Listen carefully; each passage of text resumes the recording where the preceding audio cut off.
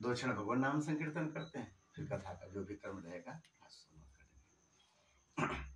श्री कृष्ण गोविंद हरे मुरारे, हे नाथ नारायण वासुदेव। श्री कृष्ण गोविंद हरे मुरारे, हे नाथ नारायण वासुदेव। श्री कृष्ण गोविंद हरे मुरारे, हे नाथ नारायण वासुदेव। श्री कृष्ण गोविंद हरे मुरारे, हे नाथ नारायण वासुदेव।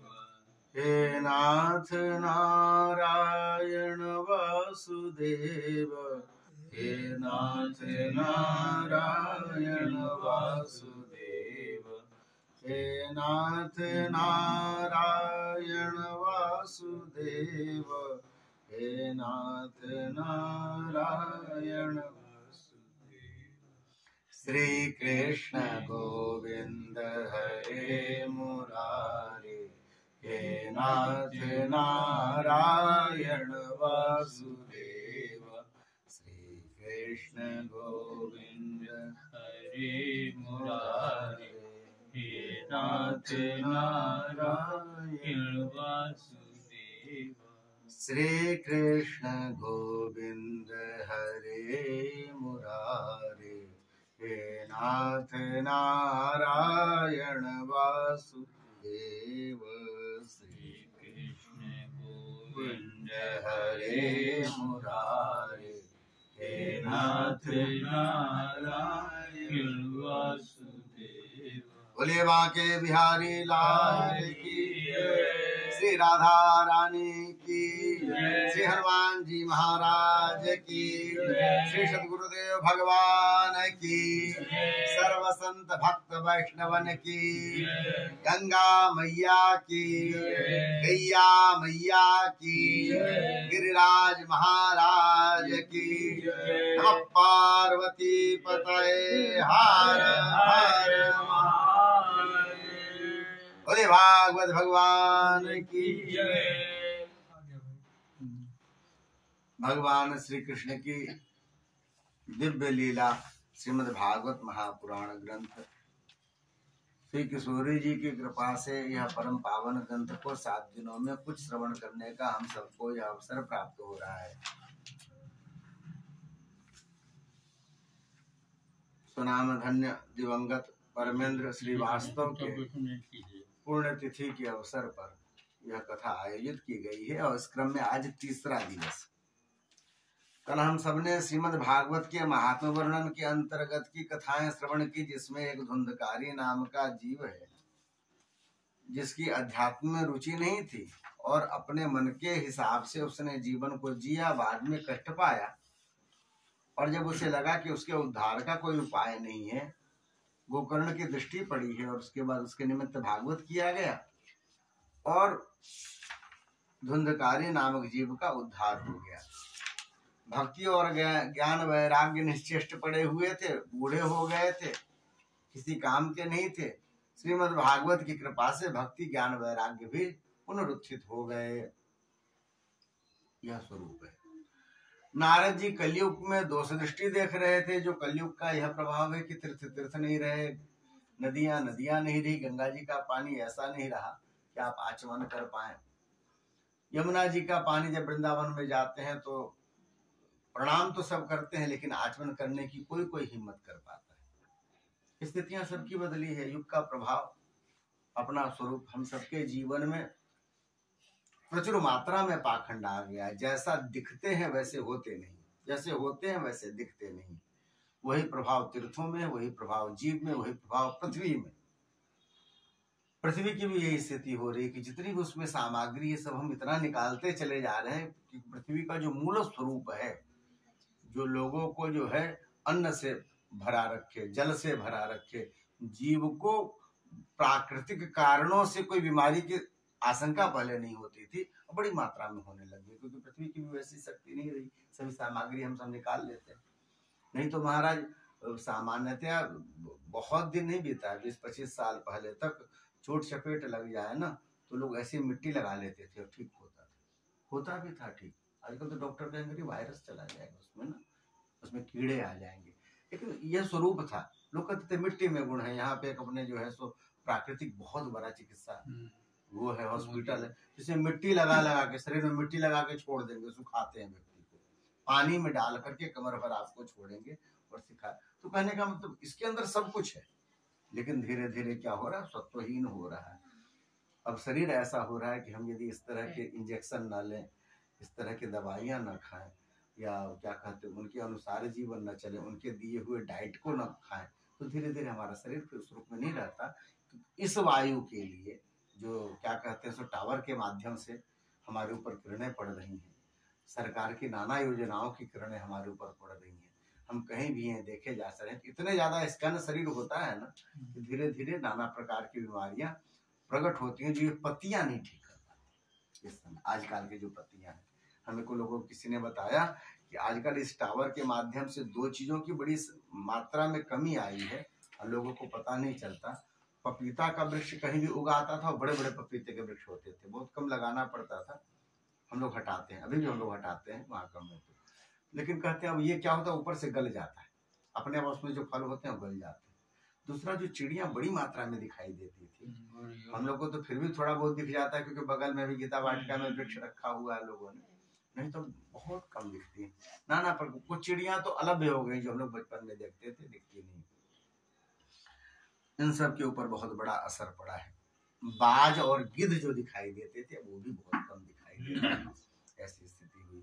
तो संसार का सब बदला हुआ स्वरूप उन्होंने देखा। श्रीमद् भागवत का आश्रय लिया जाए ऐसा आकाशवाणी ने कहा था नारद जी को, और गोकर्ण को भगवान सूर्य ने कहा था। स्फुट सूर्यम स्फुट यदि भासत, यह शब्द है।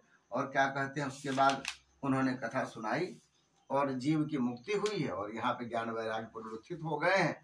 यह क्रम हम सबने कल श्रवण किया था। प्रथम श्लोक की व्याख्या श्रवण की, जिसमें कहा गया सत्यम परम धीमहि, जो सत्य स्वरूप परमात्मा उसका हम ध्यान करते हैं, उनके स्वरूप का यहाँ चिंतन बतलाया गया। यह जो इससे संबंधित लोग हैं जिनकी भागवत में रुचि है तो उन्हें ज्ञात होता है कि ये जो पहला श्लोक है इसके 108 अर्थ निकाले जाते हैं।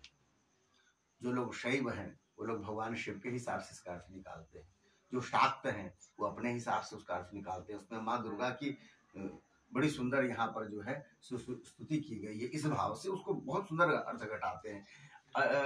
वृंदावन से एक पुस्तक प्रकाशित है, एक बहुत बड़े विद्वान थे, उन्होंने अपने जीवन में बहुत शोध किया, उन्होंने अपने उसमें 108 अर्थ उसके निकाले हैं, अलग अलग देवता से संबंधित। लेकिन श्री राजेंद्र दास जी महाराज जब चर्चा करते हैं कहते हैं कितने भी अर्थ निकाल लो, श्रीमद् भागवत भगवान कृष्ण पर का ग्रंथ है, इसको कृष्ण की ही स्तुति माननी चाहिए, ऐसा। उसके बाद बताया गया कि श्रीमद् भागवत के अधिकारी कौन है, श्रीमद् भागवत में कैसे विषय का निरूपण किया गया है, इन सब की चर्चा यहाँ हुई की गई है। धर्म प्रोजित कैतवोत्र परमो निर्मत्सराणाम सताम वेद्यम वास्तवमत्र वस्तु शिवदम तापत्रयोन्मूलनम श्रीमद्भागवते महामुनिकृते किंबा परेरीश्वरः सद्यो हृतवरुध्यते तत्क्षणात्। पहले हम लोग किसी भी विषय में जब प्रविष्ट होते हैं तो हमारे मन में यह होता है जो हम जिस विषय में जा रहे हैं, जिस कार्य को करने जा रहे हैं, वो हमारे कितने हित में, इससे कोई छल प्रपंच तो नहीं है इसके पीछे। तो यहाँ पर बताया गया है कि श्रीमद् भागवत में जो विषय है, जो स्वरूप है, वह कैसा है, बोले छल कपट रहित है। धर्म प्रोजित कैतवोत्र परमो निर्मत्सराणाम शताम। श्रीमद् भागवत का विषय कैसा है तो बोले छल कपट रहित है, जैसा बताया गया वैसा ही है। यह नहीं है कि हम आपको बता रहे हैं ये किसी और कारण से और इसके बदले में कोई और कारण सिद्ध होगा। सरकार की जो योजनाएं होती है नाना प्रकार की, उसमें क्या होता है कि कुछ लोग आकर के नुक्कड़ नाटक के रूप में स्वांग करते हैं, उसमें सास रूठ जाती है, बहू मनाती है, फिर खूब ताली बजती, हंसते हैं, लोग इकट्ठे हो जाते हैं। जब इकट्ठे हो जाते हैं तो असल में उनका मूल उद्देश्य वह नहीं रहता नुक्कड़ नाटक, उनका मूल उद्देश्य रहता है सरकार की किसी योजनाओं का प्रचार करना। जब लोग की भीड़ इकट्ठी हो जाती है उसको देखने के लिए, तब वो बताते हैं कि इस तरह की योजना गवर्नमेंट की आई है जो आपके लिए लाभप्रद है, श्रीमद् भागवत में ऐसा कुछ नहीं। श्रीमद् भागवत जो बता रहा है ना, वही सत्य है, वही स्वरूप है, जो भगवान का सहज सरल स्वरूप है, जो व्यापक है, उस व्यापक परमात्मा को बताने का ज्ञान के माध्यम से साधन श्रीमद् भागवत है। इसका कोई अन्य उद्देश्य है नहीं, सिवाय इसके कि हम जिसके अंश हैं उस परमात्मा को प्राप्त कर लें। यानी कपट रहित है। ये भीड़ दूसरे कारणों से नहीं इकट्ठा की जा रही है कि भाई इसमें यह चर्चा करेंगे और उसके बाद फिर अपने अपने फायदे की कोई चर्चा की जाए। तो आप बोलेंगे कि कपट रहित, कपट सहित भी धर्म होता है क्या? ये कपट रहित धर्म का इसमें उल्लेख है, विषय है, विषय का उल्लेख है। तो कहते हैं कपट सहित भी धर्म होता है। बड़ी मात्रा में, बड़ी संख्या में लोग करते हैं। वो आपके सेवा का उपाय बतला कर, ईसाइयों में ऐसा होता है कि आपकी सेवा, आपको शिक्षा, सब व्यवस्था ऐसी बना करके आपको अपने ऊपर आकर्षित करते हैं। उनकी सेवा की बड़ाइयां होने लग जाती है, फिर बड़ी संख्या में लोग उसमें शामिल होते हैं और उनको लगता है कि हमारे अपने कार्य के लिए धन दिया जा रहा है, हमारे स्वास्थ्य के लिए धन दिया जा रहा है, हमारी शिक्षा के लिए धन दिया जा रहा है, इसमें डिसिप्लिन है, ऐसे पूरा का पूरा जीवन बदलेगा, ऐसा समझ करके लोग जितने हैं सब बाद में जाके उस धर्म में चले जाते हैं। जो सामान्यतः ऐसे प्रणाम करते हैं वैसे ऐसे करने लग जाते हैं, होता है। लेकिन आपको मूल स्वरूप बता दें, वह तब तक ही रहता है जब तक आप उसमें स्वीकृत नहीं हो जाते। जब आप स्वीकृत हो जाते हैं फिर आपके जीवन में फिर कोई बदलाव नहीं। इसीलिए ईसाइयों के, बड़े बड़े ईसाइयों के जो इस तरह के विदेश हैं, हाँ, जो बड़ी गरीबी है वहाँ, बड़ी अच्छी गरीबी है, तो लोग कहते कि भाई यदि वहाँ ईसाई हैं, उनके यहाँ दिक्कतें हैं, उनके यहाँ समस्या, वहां जाकर उनको काम करना चाहिए। और उनके लिए टारगेट होता है जो हम इस क्षेत्र में काम करेंगे, क्योंकि यहाँ हम नहीं है, और वहां वो सब करेंगे, सेवा करेंगे, वो करेंगे, कपड़े बांटेंगे, लोगों के लिए नए नए, जो आजकल जैसे सरकार चलाती है कौशल वाला है, जो अपना आप कौशल विकसित कीजिए, पैसा लीजिए, तो वो भी किसी तरह से करेंगे, पैसे देंगे, खूब आर्थिक मदद की जाती है, नौकरी दी जाती है। पर जब आप उसमें समाहित हो जाएंगे ना, फिर उसके बाद वहां से झोला लेकर के फिर दूसरी जगह चले जाएंगे। ये होता है। सेवा के पीछे भी कपट, उसके लिए भी कपट। एक बड़ी छोटी सी कथा है जो हम कथा के माध्यम से ही सुने श्री मुरारी बापू के मुख से। गुजरात में एक बहुत बड़े संत हुए थे, परमहंस संत हुए। उन्होंने क्या देखा कि जो ईसाई के जो पादरी हुआ करते हैं, वो आदिवासियों के कल्याण के लिए, अभी भी आदिवासी क्षेत्र में, झारखंड क्षेत्र में या पूर्वोत्तर क्षेत्रों में बड़ी मात्रा में, अब तो 80% वहाँ ईसाई आबादी हो गई, हिंदू नहीं रह गए लोग, तो बड़ी मात्रा में मदर टेरेसा भी उधर ही काम करती थी। तो आदिवासी क्षेत्रों में वो लोग काम करते थे, ऐसी जगह जहाँ सामान्य व्यक्ति नहीं पहुंचता। तो वहां जाकर के कहें तो कहते थे सीधे लोग, अब इनको कुछ पढ़ाएंगे, इनको बताएंगे, हमारे इश्यू तो नहीं समझेंगे। तो उनको एकदम सीधा सरल रूप में समझाते थे, देखो जीवन में आपको वही उबार सकता है जो स्वयं उबर रहा हो। तो दिखाते थे कि देखो लकड़ी का जो उनका ऐसा वाला होता है, उसकी एक मूर्ति लेके जाते थे, एक हनुमान जी की मूर्ति लेके जाते थे। आप इनकी पूजा करते हो, आपके घर में शादी होंगे, आप मंगलवार शनिवार इनको मानते हो, और ये हमारे वाले देवता है, इन दोनों को हमने जल में डाला, और जीवन में जो स्वयं उभरेगा वही आपको उबार सकता है। दोनों को सबके सामने जल में डालते थे।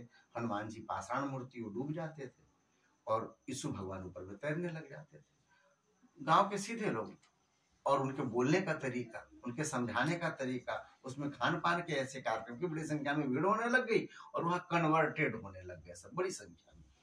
ये जो परमहंस महात्मा थे, लंगोटी पे घूमते थे, उन्होंने देखा तो भाई आप प्रचार कीजिए, इसके लिए मना नहीं है। भारत का तो बहुत बड़ा हृदय है, जो चाहे सो आके यहाँ रह सकता है और अपने बातों को कह सकता है।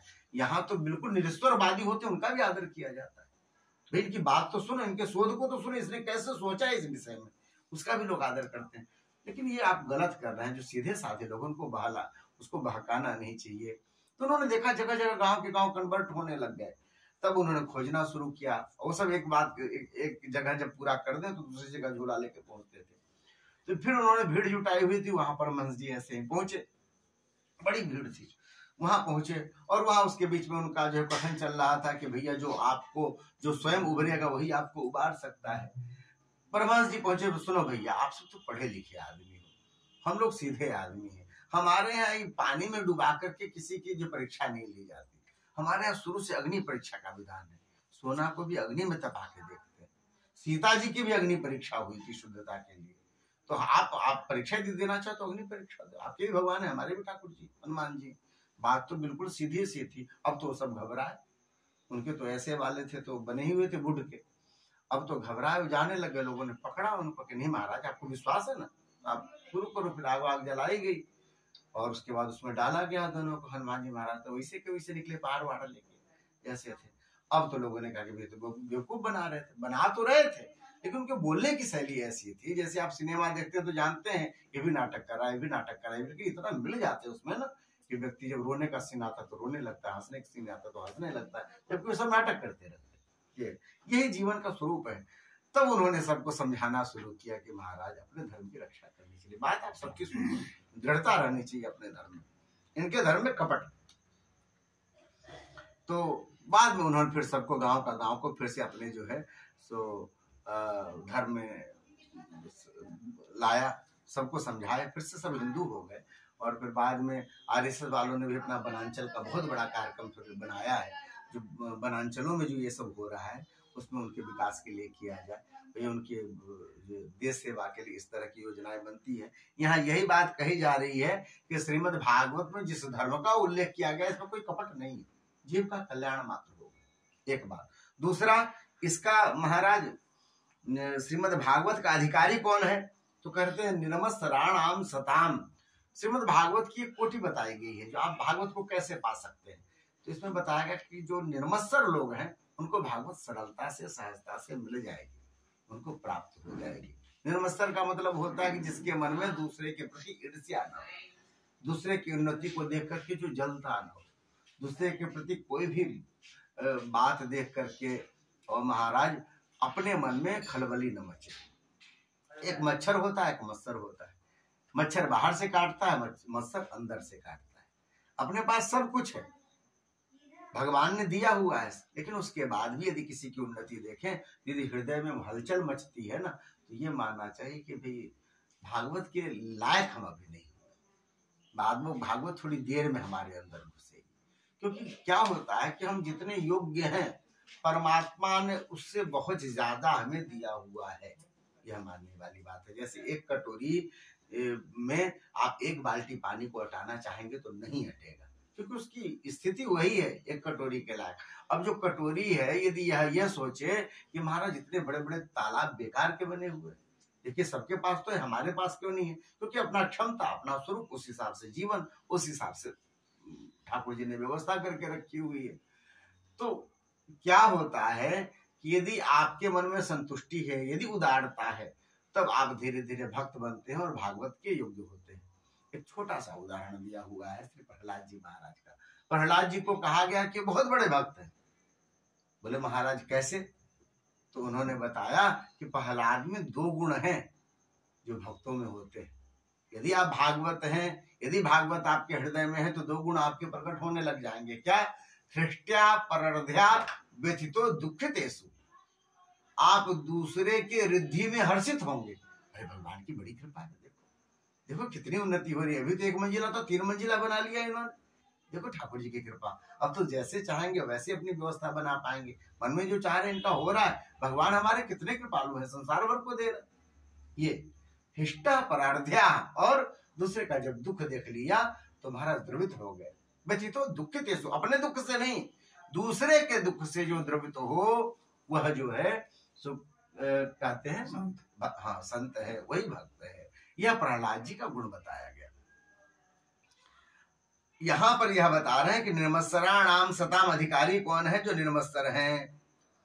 अच्छा, इसमें जिन वस्तु का निरूपण किया गया वह जीव के किस काम का है? बोले जीव का कल्याण करने वाली है। वेद्यम वास्तव मत्र वस्तु शिवदम, शिवदम मतलब कल्याणदम, शिव मतलब कल्याण होता है। तो इसमें जो है जो विषय का निरूपण किया गया, वस्तु शिवदम तापत्रयोन्मूलनम, और भी एक गुण बताया। जीवन में जो 3 ताप होते हैं जिसके कारण व्यक्ति तपित रहता है, दैहिक, दैविक, भौतिक, है ना। एक तो अपने शरीर में कोई दिक्कत आ जाए, दूसरा शरीर तो ठीक है लेकिन कहते हैं ग्रह अनुकूल नहीं चल रहा है, शनि खराब चल रहे हैं, राहु केतु गड़बड़ा रहे हैं, दैविक। अब तीसरा होता है भौतिक, ये भी ठीक है, ये भी ठीक है, पर बीच में जैसा स्वरूप आ गया था महाराज, मौसम ही खराब है। आप चाहकर भी अपने अनुकूल नहीं रह पा रहे हैं तो आपको परेशानी हो रही है। 3 तापों से लोग जो है सो परेशान रहते हैं संसार में। इन 3 तापों का उन्मूलन करने वाला, समाप्त कर देता, आदमी सहज हो जाता है। ये तीनों तापों का उन्मूलन कर देता है। हमारे यहाँ बहुत बड़े राइटर हुए गीता प्रेस के, और श्री सुदर्शन सिंह जी चक्र, उनकी लिखे जो है लेख बहुत सारे कल्याण में आते थे। बच्चों की किताबें जो है वीर बालक आदि उन्हीं के द्वारा लिखा हुआ है। बाद में उन्होंने श्री कृष्ण जन्मभूमि में रह करके वहां से निकलने वाली पत्रिका का अंतिम में संपादक रहे, और बाद में वहीं उनका शरीर गया श्री चक्रजी महाराज का सुखताल में। तो श्री चक्रजी महाराज ने यह कहा है कि महाराज हमें जो है सो दैविक ताप तो परेशान कर ही नहीं सकता। बोले क्यों महाराज? बोले जितने ग्रह नक्षत्र हैं हमारे कृष्ण के कुछ ना कुछ तो लगते ही हैं।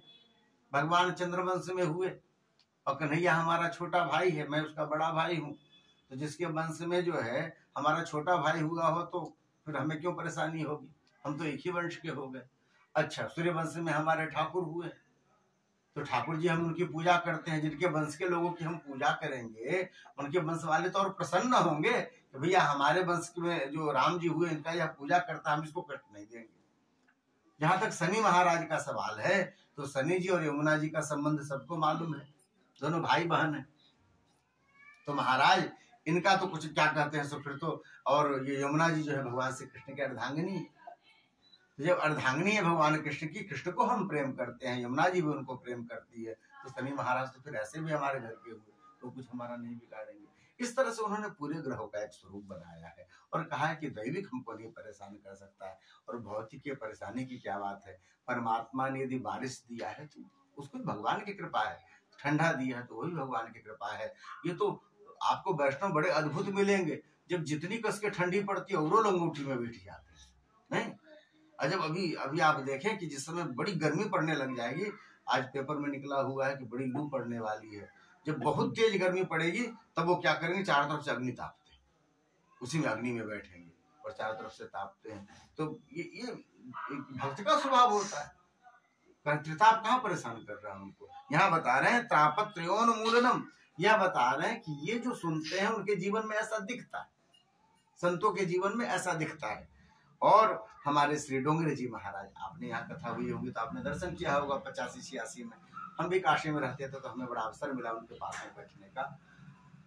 भयानक ठंडी भी पड़ती थी ना, तब भी वो अपना धोती एक पहनते, उसी को ऐसे पलट लेते थे। तो कुर्ता, स्वेटर और ये सब टोपा नहीं पहनते ऐसा। तो भगवान उनका स्वरूप ऐसा बना देते हैं, शरीर ऐसा बना देते हैं, और इसके कारण जो है सो महाराज तीनों ताप उनको परेशान नहीं करते। श्रीमद् भागवते महामृते किंबा परैरीश्वर सद्यो हृदय वरुध्यते पृथ्वी सुसुवित तत्क्षणात्। कहते हैं महाराज, जो श्रीमद् भागवत यदि आपने सुन लिया तो भगवान आपके जो है, जिनको परमात्मा कहा जाता है, पर वो ज्यादा दूर परैरीश्वर, वो जो ऋषि है वो ईश्वर है, वह ज्यादा दूर नहीं रहेगा। क्या होगा? श्रीमद् भागवत के कथा श्रवण करते ही वह जो भगवान है कान के रास्ते आकर के हृदय में बैठ जाएगा। ठीक है, कान के रास्ते हृदय में आकर के बैठ जाएंगे। और कैसे बैठ जाएंगे? तो कहते हैं महाराज, श्रीमद् भागवत कथा के सुनते ही भगवान आकर के विराजमान हो जाएंगे हृदय में।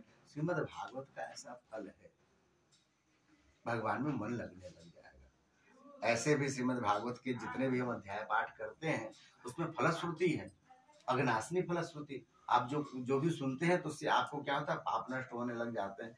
जीवन में भगवान में मन नहीं लगना, यह भी एक पाप का स्वरूप होता है। तो धीरे धीरे पाप अपने आप कम होने लग जाएंगे भगवान की कथा से, अब धीरे धीरे भगवान में मन लगने लग जाएगा। यह स्वरूप बताया। श्रीमद् भागवत का स्वरूप क्या है? तो निगम कल्पतरोर गलितम फलम सुखम प्रादमित द्रव संयुतम पिबत भागवतम रसमालयम मोरहो रसिका भूभावुका। कहते हैं महाराज श्रीमद् भागवत है क्या? बोले निगम रूपी कल्पतरु का यह क्या है? पका हुआ फल है। गलितम फलम, खूब पका हुआ फल है। ऐसा नहीं हो जाता बिल्कुल आम जैसे छूते हैं तो टब टब हो जाता है। बोले ऐसे गलितम फलम है। तो महाराज और कैसा है? बोले बड़ा मीठा है। तो कैसे मीठा है? तो यहाँ व्यास जी लोग बड़ा सुंदर बताते हैं कि भैया जैसे गांव में कहते हैं जिस आम को सूखा जो है छू देता है, सुग्गा हमारे सुखदेव भगवान है छू देते हैं, वो पक्का मिठाई निकलता है। खट्टे वाले को तो छूते ही नहीं जोश से, तो कहते हो पक्का मीठा होगा, ऐसा गांव वाले मानते हैं। इसे भी भगवान सुखदेव ने अपने मुख से स्पर्श किया है, इसलिए बहुत मीठा है और इसको आप पीजिए। बोले कैसे पिए? मुंह से नहीं, कान से पीजिए। पिबत भागवतम रसमालयम, निरंतर पीजिए।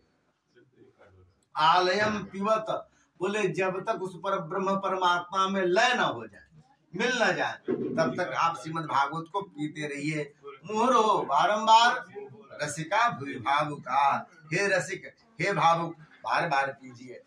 इस तरह से यहाँ पर श्रीमद् भागवत के विषय में बतलाया। अब आगे की कथा जो है सो फिर से नैमिषारण्य में जा रही है कि पहले जैसा बताया था कि श्री सौनकादि ऋषि और सूत जी महाराज के बीच में कथा हो रहा है। सूत जी महाराज सुना रहे हैं और 88,000 ऋषियों के जो प्रमुख हैं हेड श्री सौनकादि जी महाराज, वो जो सौनक जी महाराज वो सुन रहे हैं।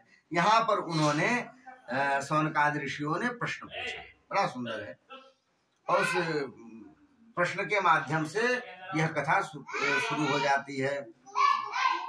कहते हैं महाराज कि आपने बहुत सारे पुराणों का अध्ययन किया, सूजी महाराज सौनकादि ऋषि का, अब बहुत सारे पुराणों को पढ़े और आपने हमें सुनाया भी।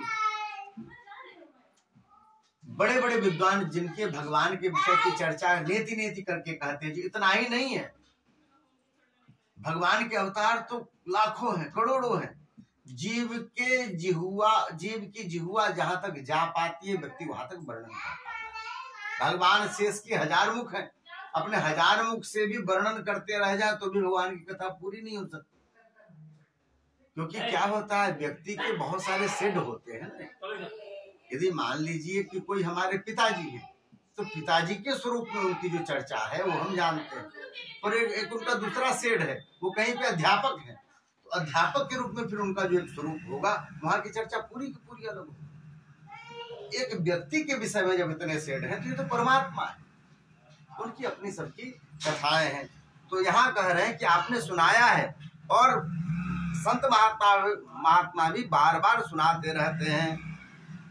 ये जो संसार का जीव है, कलयुग का जीव है महाराज, इसकी आयु बड़ी छोटी होती है, भाग्य के और छोटे होते हैं। एक तो आयु छोटी होती है और भाग्य के इस रूप में छोटे होते हैं कि इतने छोटे आयु में भी उनको भगवान के दिव्य कथा, भगवान की दिव्य दर्शन, भगवान के तीर्थों का दर्शन महाराज नहीं हो पाता। व्यक्ति उतना कार्यक्रम नहीं बना पाता। क्यों? तो यहाँ बताया मंदा सुमंत मतयो मंद भाग्य उपद्रुता। ये जो है जीवन मिलने के बाद भी भगवान के इन दिव्य चरित्रों से वह व्यक्ति जो है सुवंचित रह जाता है अपने दुर्भाग्य के कारण। संसार में नाना प्रकार के कर्म, भूरिण भूरि कर्माणि श्रोतव्यानि, भूरिण भूरि कर्माणि श्रोतव्यानि विभागसः अतः साधुत्र सारम समुद्धृत्य मनीषया। अच्छा, किसी को छुट्टी भी नहीं होती, सबके लिए, सबको अपने कुछ न कुछ कार्य निश्चित किए हुए रहते हैं। तो लोग कहते हैं महाराज टाइम कहाँ है। संसार में कार्य भी बहुत सारे बताए गए हैं। कई बार लोग तो जीवन भर जिसको करते रहते हैं, अंतिम में मालूम चलता है कि हम तो केवल जो है धान की भूसी ही थूड़ रहे थे, उसमें से कुछ निकलेगा नहीं, हमने पूरा जीवन उसमें लगा दिया। बहुत सारे लोग हैं, जैसे हम लोग चर्चा कर रहे थे, उसमें सब कुछ लग गया, अपना जीवन आधा खपा दिया, बाद में मालूम चला कुछ निकल ही नहीं रहा, वो तो किसी ने धोखा कर दिया। ऐसा हम लोग जो श्रवण कर रहे थे, तो यही सारी चीजें हैं कि महाराज पूरा जीवन लगा दिया फिर हुआ नहीं। आप देखिए जीवन में सब लोग प्रयास करते हैं और उस प्रयास के बाद भी भगवान की प्राप्ति नहीं हो पाती। आप किसी को लंबा उपाय बताएंगे तो फिर और नहीं कोई कर पाएगा। तो महाराज भगवान की छोटी छोटी कथा है जिससे भगवान में लोगों का प्रेम प्रकट हो, ऐसी कथा में सुनाई। छोटी छोटी कथाएं जो थोड़े से में खत्म हो जाए, 5-6 मिनट का हो और वो खत्म हो जाए और उतने से आपका प्रेम बढ़ता चला जाए। हाँ भैया आप दूसरी कथा सुनो, अब आप दूसरी कथा सुनो, ऐसे हमें कथा सुनाइए। यहाँ उन्होंने बताया है अतः साधुत्र सारम समुद्धृत्य मनीषया। यहाँ पर उन्होंने 6 प्रश्न पूछे हैं क्रम में। पहली बात, जो अजन्मा है परमात्मा, समर्थ है सब कुछ करने में, वो जन्म क्यों लेते हैं? अच्छा, जन्म उन्होंने लिया तो देवकी वसुदेव के पुत्र के रूप में जन्म लिया, फिर उनको नंदनंदन यशोदानंदन क्यों कहा जाता है? भगवान ने कितने अवतार ग्रहण किए, जीव का परम कल्याण कहाँ है?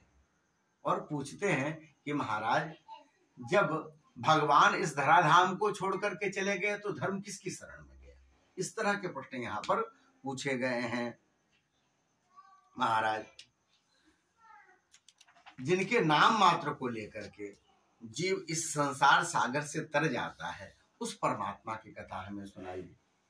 यह उन्होंने याचना करी है। जब यह सब प्रश्न पूछा है तो बाद में सूत जी महाराज कथा कहने को प्रवृत्त हुए और उन्होंने पहले अपने गुरु जी का ध्यान किया, जिनसे उन्होंने कथा श्रवण की थी, श्री वेदव्यास जी महाराज का। और भागवत जी जिनके द्वारा मिली, श्री सुखदेव जी महाराज, जो उसके क्या कहते हैं सो कथाकार हैं, लिखा है व्यास जी महाराज ने और कथा कही श्री सुखदेव जी महाराज ने, तो दोनों की चर्चा हो जाती है। व्यास जी के ये सब शिष्य हैं, श्री सूत जी महाराज, सड़वे पौराणिक हुए आदि, इन्होंने दोनों की यहाँ पर चर्चा की है। यम प्रव्रजंतम अनुपेतम अपेत कृत्यम द्वैपायनो विरह कातर आजुहाव पुत्रेति तन्मयतया त्वरबोधनेदुस्तम सर्वभूत हृदयं मुनिमानतोऽस्मि। श्रीमद् भागवत के प्रथम स्कंध में 19 अध्याय हैं, हम लोग दूसरे अध्याय में अभी चल रहे हैं। कहते हैं कि महाराज सुखदेव जी का स्मरण हुआ किस रूप में? जब व्यास जी महाराज उनके पीछे पीछे दौड़े। कब दौड़े?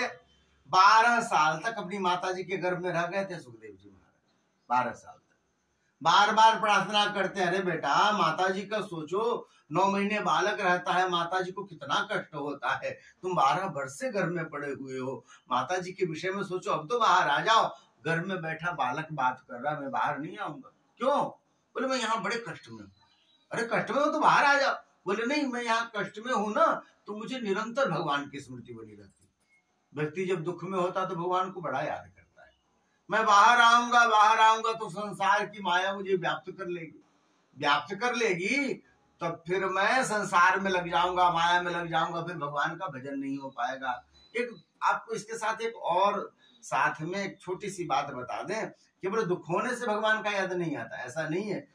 हम जिन दुखों से परेशान रहते हैं, ऐसे आपको करोड़ों लोग मिलेंगे और उनके मुख से भगवान नाम नहीं निकलता। भगवान नाम तो महाराज किसी साधु संत महात्मा की कृपा और अपने जो है पूर्वजों के संस्कार से ही भगवान नाम निकल पाता है।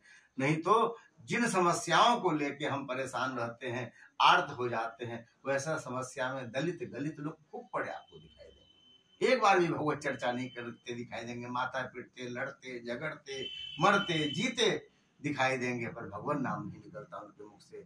यदि ऐसे समय में भगवान नाम यदि निकल रहा है तो समझना ठाकुर जी याद कर रहे हैं, इसलिए उनकी स्मृति आ रही है। यहाँ कह रहे हैं कि मैं बड़े कष्ट में हूँ, मुझे भगवान की स्मृति रहती है सदा, मैं बाहर नहीं आऊंगा। भगवान स्वयं आकर के जब समझाए, सुखदेव जी आप आ जाओ बाहर, मेरी माया आपको नहीं व्यापेगी। भगवान ने वचन दिया है, भगवान सर्वसमर्थ है, उनकी बनाई माया है। सुखदेव जी का जन्म हुआ, जन्म लेते ही वह चल दिए हैं। अरे बच्चे का भी कोई संस्कार नहीं हुआ, न मुंडन, न यज्ञोपवीत, न कोई पाठ विद्या, कुछ नहीं, ये कुछ भी नहीं कर पाए तो बच्चा चल दिया। 12 वर्ष की आयु थी उनकी, चल दिए, पीछे पीछे दौड़ने लगे वेदव्यास जी महाराज। अरे सुखदेव सुखदेव सुखदेव रुको, सुना ही नहीं उन्होंने। एक आम के बगीचे के बीच से गुजर रहे थे, जब आर्त होकर के पुकारते हैं, अपने बेटे में बड़ी ममता होती है लोगों की, बहुत ममता होती है हम सबकी। तो उन्होंने आर्त होकर के जब पुकारा, पिता के हृदय की पुकार, सुखदेव सुखदेव, महाराज सुखदेव जी तो नहीं पलटे, वृक्षों से आवाज आने लग गई, शुक शुक शुक, खड़े हो गए। अरे ये तो जड़ वृक्ष है, इनमें से आवाज आ रही है, मेरे पुत्र का नाम ले रहे हैं। अरे भैया जड़ तुम बोलते हो? वृक्षों ने कहा कि हाँ महाराज, एक प्रश्न पूछना था आपसे। क्या प्रश्न है? महाराज एक बात बताओ, हम दोनों में जड़ कौन है और चेतन कौन है? अरे तुम वृक्ष हो इसलिए जड़ हो, हम मानव है इसलिए चेतन है। अच्छा एक बात बताओ महाराज, तब तो आपकी श्रेष्ठता होनी चाहिए। बोले हाँ। बोले संसार में हम जब जीते हैं तो हमें बहुत सारे फल लगते हैं, प्रत्येक वर्ष फल लगता है हमारे में, एक भी फल को स्वयं नहीं खाते, चिड़िया खा लेती है, जो ईंटा मारता है उसको भी फल देता है। तो हम एक भी फल अपने लिए नहीं रखते, पूरे संसार को बांट देते हैं, जबकि हम जड़ हैं। आप तो चेतन हो महाराज, यह बालक जो पूरे संसार का कल्याण करेगा, इसे भी आप घर गृहस्थी में लगाना चाहते हो। मैंने बेटे का मुंडन नहीं किया, इसके संस्कार सब बाकी हैं, अरे बेटे को खिलाया पिलाया नहीं, बेटा तो चला जा रहा, मैंने तो मुंह भी नहीं देखा भी ठीक से, ये कह रहे हो महाराज। जब ऐसा सुना है तो कहते हैं वहां से बैरंग लौट गए। इसी के साथ एक छोटी कथा आती है कि आगे बढ़े थे, सामने में देखा कि अप्सराएं स्नान कर रही हैं, देवांगनाएं स्नान कर रही हैं। सुखदेव जी उधर से निकले हैं, उनके स्नान में कोई फर्क नहीं पड़ा। जब भी पीछे से व्यास जी आते दिखाई दिए, झट से निकल के बाहर आए, सबने वस्त्र धारण कर लिया, छिप गए वृक्षों के पीछे।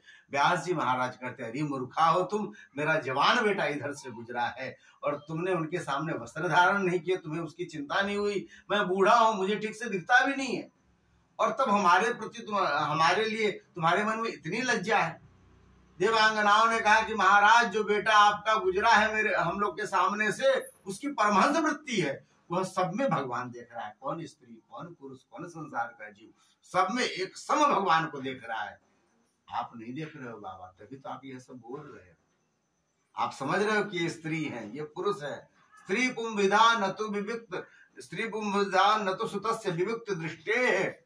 ये स्त्री है, ये पुरुष है, यह आपके पुत्र की दृष्टि नहीं है, तो सबसे परे हो गया। ऐसा जब कहा महाराज श्री वेदव्यास जी महाराज लौट करके चले आए, पर मन में इनके बात है, इनके मन में एक दुख रहता है कि हमारा बेटा चला गया, कितना बढ़िया बेटा था। बेटे के लिए महाराज इन्होंने बहुत प्रयत्न किया था। बहुत प्रयत्न करने का मतलब भगवान को मनाया था, बहुत सारे मनोकामनाएं थी कि बेटा होगा तो ये करेंगे ये करेंगे ये करेंगे। दिव्य भागवत में बहुत सारे बहुत अध्याय हैं इसके पीछे, लेकिन बेटा हुआ तो छोड़ के चला गया, सामने से छोड़ के चला गया। दुखी मन से आए हैं यहाँ पर। उन्होंने फिर आगे की बात बताई है। हम चर्चा कर रहे थे कि वेदव्यास जी का स्मरण किया है सुत जी महाराज ने, सुखदेव जी का स्मरण किया, नर नारायण का स्मरण किया और सरस्वती जी का स्मरण करके बोले श्री सुखदेव जी महाराज की जय। तो इसलिए सबका उन्होंने स्मरण किया है। अब आगे की कथा कहते हैं, नारायणं नमस्कृत्य नरं चैव नरोत्तमं देवीं सरस्वतीं व्यासं ततो जयमुदीरयेत। जय जयकार हो गई है। यहाँ पर सूत जी महाराज कहते हैं कि आपने बड़ा सुंदर प्रश्न पूछा है, बहुत सुंदर प्रश्न पूछा है। आपने पूछा है कि जीव का परम धर्म क्या है।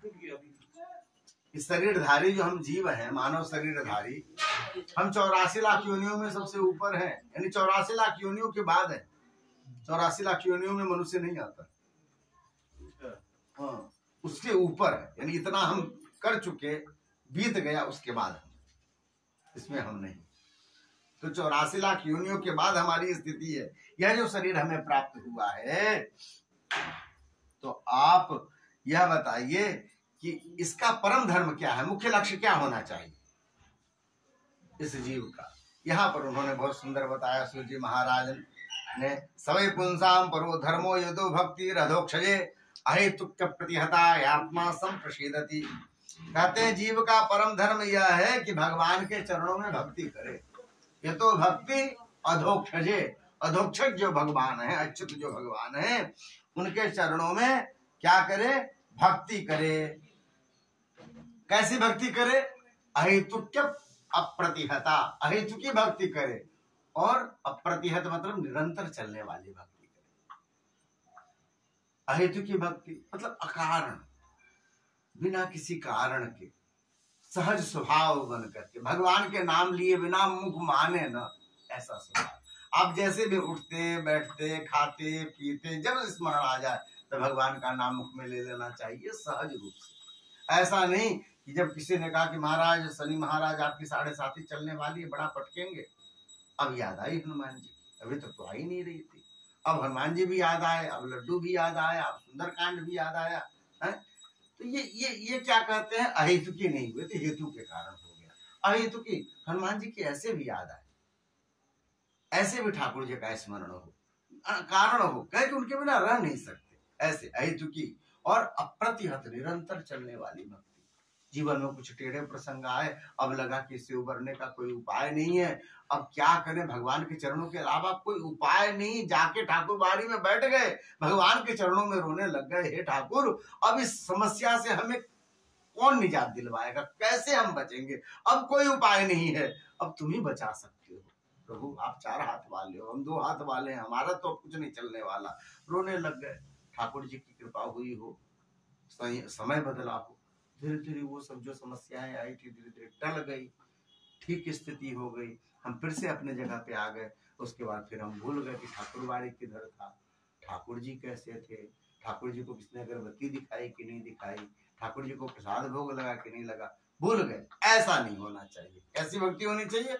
अप्रतिहत, निरंतर चलने वाली। वेदांती कहते कैसे, जैसे तैल धारावत, है ना, जैसे तेल की धारा निरंतर चलती है, वैसे ही जो है सो हमें जो है सो वैसी भक्ति करनी चाहिए। और ऐसी भक्ति करनी चाहिए, भाव ऐसा होना चाहिए कि प्रयास न करना पड़े, अपने आप वैराग्य प्रकट होने लग जाए। भक्ति का मूल स्वरूप है व्यक्ति को व्यक्ति के जीवन में त्याग दिखने लग जाता है, धीरे धीरे वह जुटाना छोड़ता है और देना शुरू करता है। ये भी नहीं चाहिए, ये भी नहीं चाहिए, ये भी नहीं चाहिए। जनियत्याश वैराग्यम ज्ञानम च अध्ययितुकम। जैसे जैसे वैराग्य जीवन में आएगा, धीरे धीरे क्या होगा, आपके ज्ञान की पुष्टि होने लग जाएगी। जितना ज्यादा सामान जुटाते फिर उसके नीचे व्यक्ति दबता चला जाता है। यह स्वरूप है। और एक और अच्छी बात उन्होंने बताई, आप जो भी कर्म करें, धर्म स्वनुष्ठिता पुंसाम विश्वक्सेन कथासुयः नोत्पाद यदिर्तिम श्रम एव ही केवलम। आप जो भी कार्य करें भगवान से संबंधित, यदि उससे आपके जीवन में भगवान के चरणों के प्रति प्रेम उत्पन्न नहीं हो रहा है तो क्या कर रहे हैं, आपका केवल श्रम में ही समय जा रहा है, शुद्ध रूप से आप कार्य कर नहीं रहे। इसीलिए सामान्यतया अपने भक्ति के मार्ग में लोग बताया करते हैं कि आप जो भी काम कर रहे हो वह भगवान के लिए समर्पित रहना चाहिए। बोले भाई भोजन बन रहा है, किस लिए? ठाकुर जी के लिए भोजन बन रहा है, भोग लगेंगे फिर हम सब लोग खाएंगे। जो बनता है भोजन तो भी ठाकुर जी के प्रसाद के लिए बनता है। घर किसका है भैया? भगवान का घर है, हम तो इसमें रह रहे हैं, उन्हीं की कृपा है कि हमको अवसर मिला हुआ है। तो एक सामान्य जो जीव होता है जब भगवान का भक्त बनता है तो अपने जीवन में जो कुछ भी है वह भगवान का ही है, इसलिए उनका स्मरण बना रहे। उनके घर में रहना तो उनका स्मरण तो करना चाहिए, स्मरण बना रहे, ऐसी व्यवस्था करता है। यदि इस तरह का नहीं बन पा रहा है, भगवान की स्मृति सदा नहीं आ रही है, तो हमें यह मानना चाहिए कि हमारा मार्ग मुक्ति की तरफ नहीं है, हम बंधन में जा रहे हैं, ऐसा मानना चाहिए। अच्छा, करें क्या? बहुत सुंदर यहाँ पे उन्होंने बताया है कि भगवान के नाम को सुनिए, भगवान के नाम को कहिए और भगवान के नाम का ही ध्यान कीजिए, उनकी लीलाओं का ध्यान कीजिए। जीव के का प्रमुख उद्देश्य अपने जीवन में यह होना चाहिए। आगे इन्होंने चर्चा करी है कि भगवान के कौन कौन से अवतार हुए यहाँ पर, जिसमें बताया गया है कि प्रथम में कौमार अवतार है। सनत कुमार जो 4 भाई हैं ये पहले माने जाते हैं, भगवान के प्रथम अवतार हैं जो ब्रह्मा जी से प्रकट हो गए थे। और उन्होंने कहा था कि भाई आप जो है हमारे इसमें सृष्टि में सहायता करें। तो उन्होंने कहा कि भाई हमें तो भजन करना है, शरीर किस लिए मिला है? भगवान के भजन करने के लिए। अब हम इसमें लग जाएंगे तो भजन नहीं कर पाएंगे। तो उन्होंने शाप दे दिया, सदा 5 वर्ष के ही आप बने रहो। तो सदा 5 वर्ष के ही दिखाई देते हैं, जबकि है क्या, वो सबसे बड़े वही है। उसके बाद द्वितीय अवतार के रूप में भगवान जो है शुकर बने थे, 12 भगवान बने और 12 भगवान बन करके उन्होंने पृथ्वी का उद्धार किया था। तृतीय अवतार के रूप में भगवान जो है देवर्षि नारद बने। इस तरह से क्रम है। चतुर्थ अवतार के रूप में भगवान नर नारायण बने हैं। 5वें अवतार के रूप में भगवान कपिल बन करके आए, सांख्य शास्त्र का उन्होंने उपदेश किया। और 6ठे अवतार के रूप में भगवान अत्रि के पुत्र के रूप में बन करके आए। 3 आए थे ना, ब्रह्मा विष्णु महेश, तीनों बन के उनके यहाँ आए थे, अत्रि के और अनुसुईया के यहाँ। उसमें भगवान दत्तात्रेय के रूप में जो है यहाँ पर 6ठे अवतार के रूप में आए थे। इस तरह से महाराज रुचि के यहाँ भगवान धर्म के रूप में, यज्ञ के रूप में आए थे, इसकी चर्चा यहाँ पर दिया है। मेरू के यहाँ भगवान स्वयं ऋषभदेव जी के रूप में आए थे, इसकी चर्चा यहाँ पे है। इस तरह से भगवान के कुल 22 अवतारों की यहाँ पर चर्चा की गई है। 24 अवतार का वर्णन आता है। राम और कृष्ण को पूर्ण अवतार माना जाता है।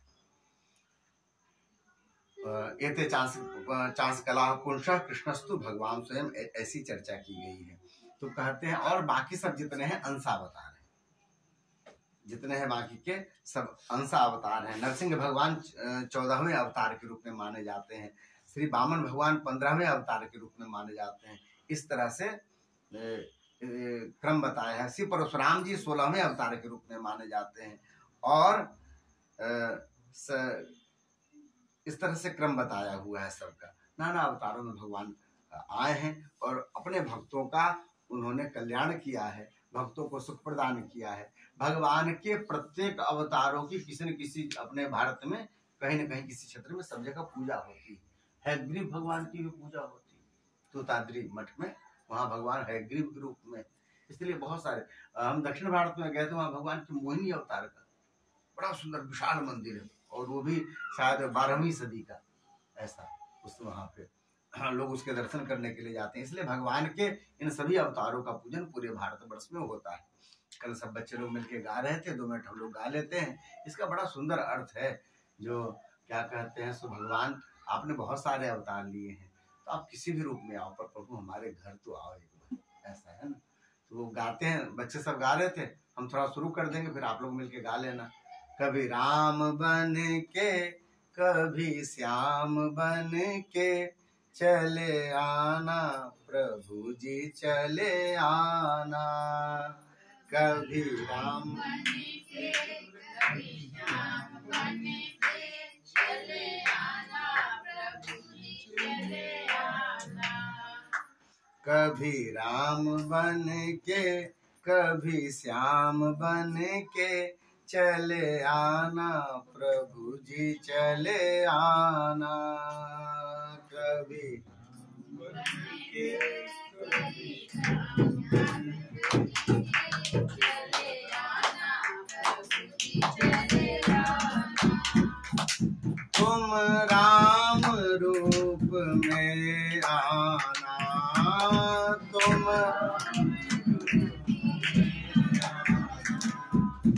तुम राम रूप में आना, तुम सीता साथ लेके धनुष हाथ लेके चले आना, प्रभु जी चले आना।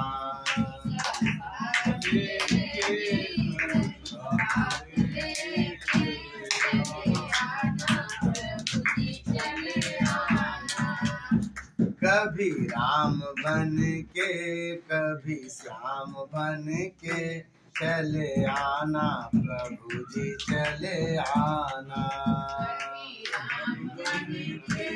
कभी श्याम बन के चले आना, प्रभु जी चले आना। तुम कृष्ण रूप में आना, तुम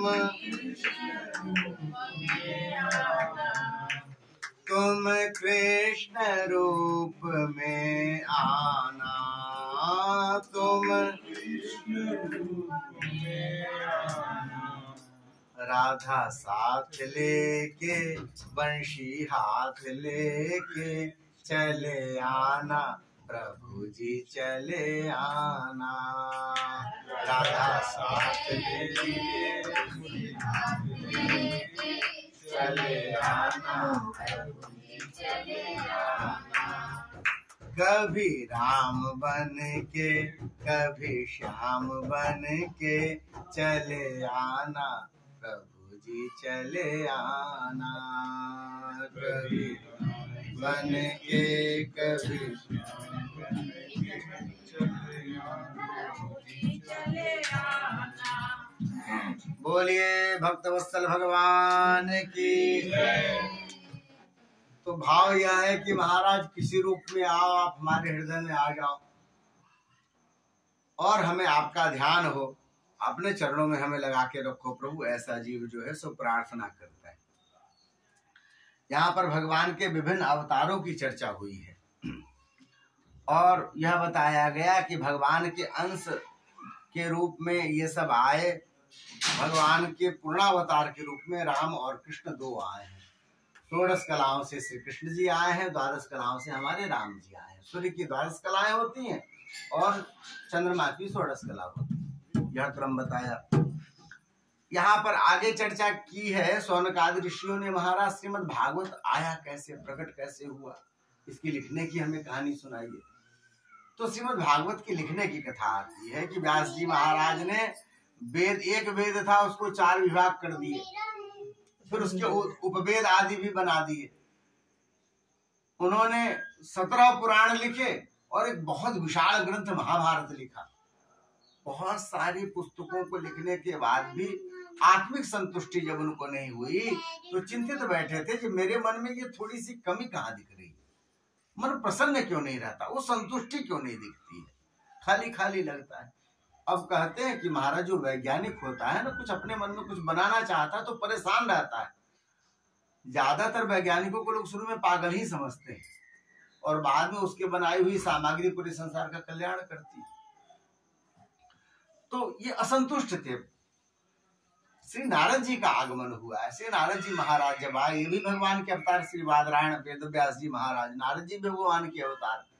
उनको आसन दे करके चरणों को धो करके बैठाया है और जैसा भी आतिथ्य किया जाता है कर करके पूछा है, महाराज एक बात बताओ, मैंने इतनी सारी चीजें लिखी हैं, मन में संतुष्टि क्यों नहीं होती, संतोष क्यों नहीं होता? बोले महाराज आपने भगवान की बड़ी कथाएं लिखी, गणेश पुराण बनाया, आपने शिव पुराण लिखा, आपने नरसिंह पुराण लिखा, विष्णु पुराण लिखा, भगवान की बड़ी चर्चा करी है। भक्तों की चर्चा उस रूप में आपने नहीं की। आप एक ऐसा पुराण लिखे, लिखा तो जाए भगवान के लिए पर चर्चा भक्तों की हो। महाराज भक्तों की बड़ी महिमा है। मैं दूसरे का उदाहरण क्या दूं, मैं नारद हूं ना, मेरी स्थिति क्या है संसार में, मैं तीनों लोकों में कहीं भी जा सकता हूँ। 14 भुवन में मेरी सब जगह स्थिति, क्या दैत्य, क्या राक्षस, क्या देवता, क्या ऋषि मुनि, क्या सत्यलोक, क्या ब्रह्मलोक, मैं कहीं जा सकता हूँ। अकंटक रूप से निर्बाध कहीं जा सकता हूँ, मेरे लिए कहीं रोक टोक नहीं है। यह नारद का स्वरूप हमें कैसे प्राप्त हुआ आपको मालूम है? कैसे हुआ? बोले संतों की जूठन प्रसादी से मैं आज नारद बना। ऐसा है महाराज। पिछले जन्म में मैं एक दासी का बेटा था। एक ब्राह्मण के यहाँ मेरी मैया दासी थी। उनके यहाँ संत सेवा हुआ करती थी, महात्मा सब पधारते थे, तो वहां खूब सत्संग होता था। हमें भी बड़ा अच्छा लगे जब वो कीर्तन कराया करें तो हम भी जाकर उसमें ताली बजा बजा करके नाचते थे, गाते थे। और छोटे बच्चे ऐसे भी सबको अच्छे लगते हैं। तो संत महात्मा हमको बहुत माने। जब वो खाने के लिए बैठे तो मुझे बुला करके अपने पास बैठा लें और अपने पत्तल में से कुछ दे दिया करें, हम उसको खा लेते थे। माता जी के कान खड़े होने लग गए तो बाबा जी के साथ ज्यादा बैठता है। अब तो मैया हमें जब कीर्तन हो तो उठा करके वहां से ले जाया करे। अरे ऐसा कहीं ना कि बाबा बन जाए हमारा बेटा। अच्छा नहीं लगता था नारद जी को। एक दिन संयोग ऐसा आया, गाय दूहने के लिए माता जी गई थी इनकी, उसी समय सांप ने काट लिया, वहीं मर गई। अब तो संसार भर ने छाती पीटना शुरू किया, अरे राम राम, बच्चा अभी 5-6 वर्ष का है और देखो तो इसकी तो माँ भी मर गई, पिता तो था ही नहीं पहले से, अब तो ये अनाथ हो गया। संसार भर रोए। नारद जी कहते हैं कि मैंने अनुग्रह माना परमात्मा का। अरे संसार भर रो रहा था, कहते थैंक यू ठाकुर जी, अच्छा हुआ मर गई, न सत्संग करने देती थी, न भजन करने देती थी, न संत के पास बैठने देती थी। चलो आपने अपने पास बुला लिया, अब भगवान के धाम भी चली गई है, उसकी भी मुक्ति हो गई, अब हमें भी सत्संग करने का अवसर प्राप्त होगा। संत के चरणों में जाकर के बैठे हैं, आपके चरणों के अतिरिक्त अब हमारा कोई उपाय नहीं, अब कोई नहीं बचा हमारा, कौन हमें देखेगा, अब आप हमें अपने चरणों में ले लो। महात्मा ने गले में तुलसी बांधी, कानों में मंत्र दिया। इस मंत्र का बेटा एकांत में जाकर के, जहां मानव की हलचल न हो, वहां जाकर के भजन कर। नारद जी चल दिए बड़े घनघोर जंगल में। महाराज नदियों को पार करके ऐसे जंगल से निकले जहां सूर्य की किरण धरती तक नहीं पहुंचती, और जाकर के गुफा में उस दिए हुए मंत्र का जाप करने लग गए। जाप करते करते करते करते करते वह शरीर बदल गया। शरीर बदल गया, मैं आदि नारद। संत के चरणों में बैठने से जूठन प्रसाद पाने का यह अवसर है। कितनी महिमा है सत्संग की। आप उन संतों का, उन भक्तों का चरित्र प्रकट हो, ऐसी कथा कहिए। जब ऐसा कहा, अब समझ में आया वेद व्यास जी महाराज को। वहां से नारद जी को विदा किया है और श्रीमद् भागवत लिखने के लिए बैठा है।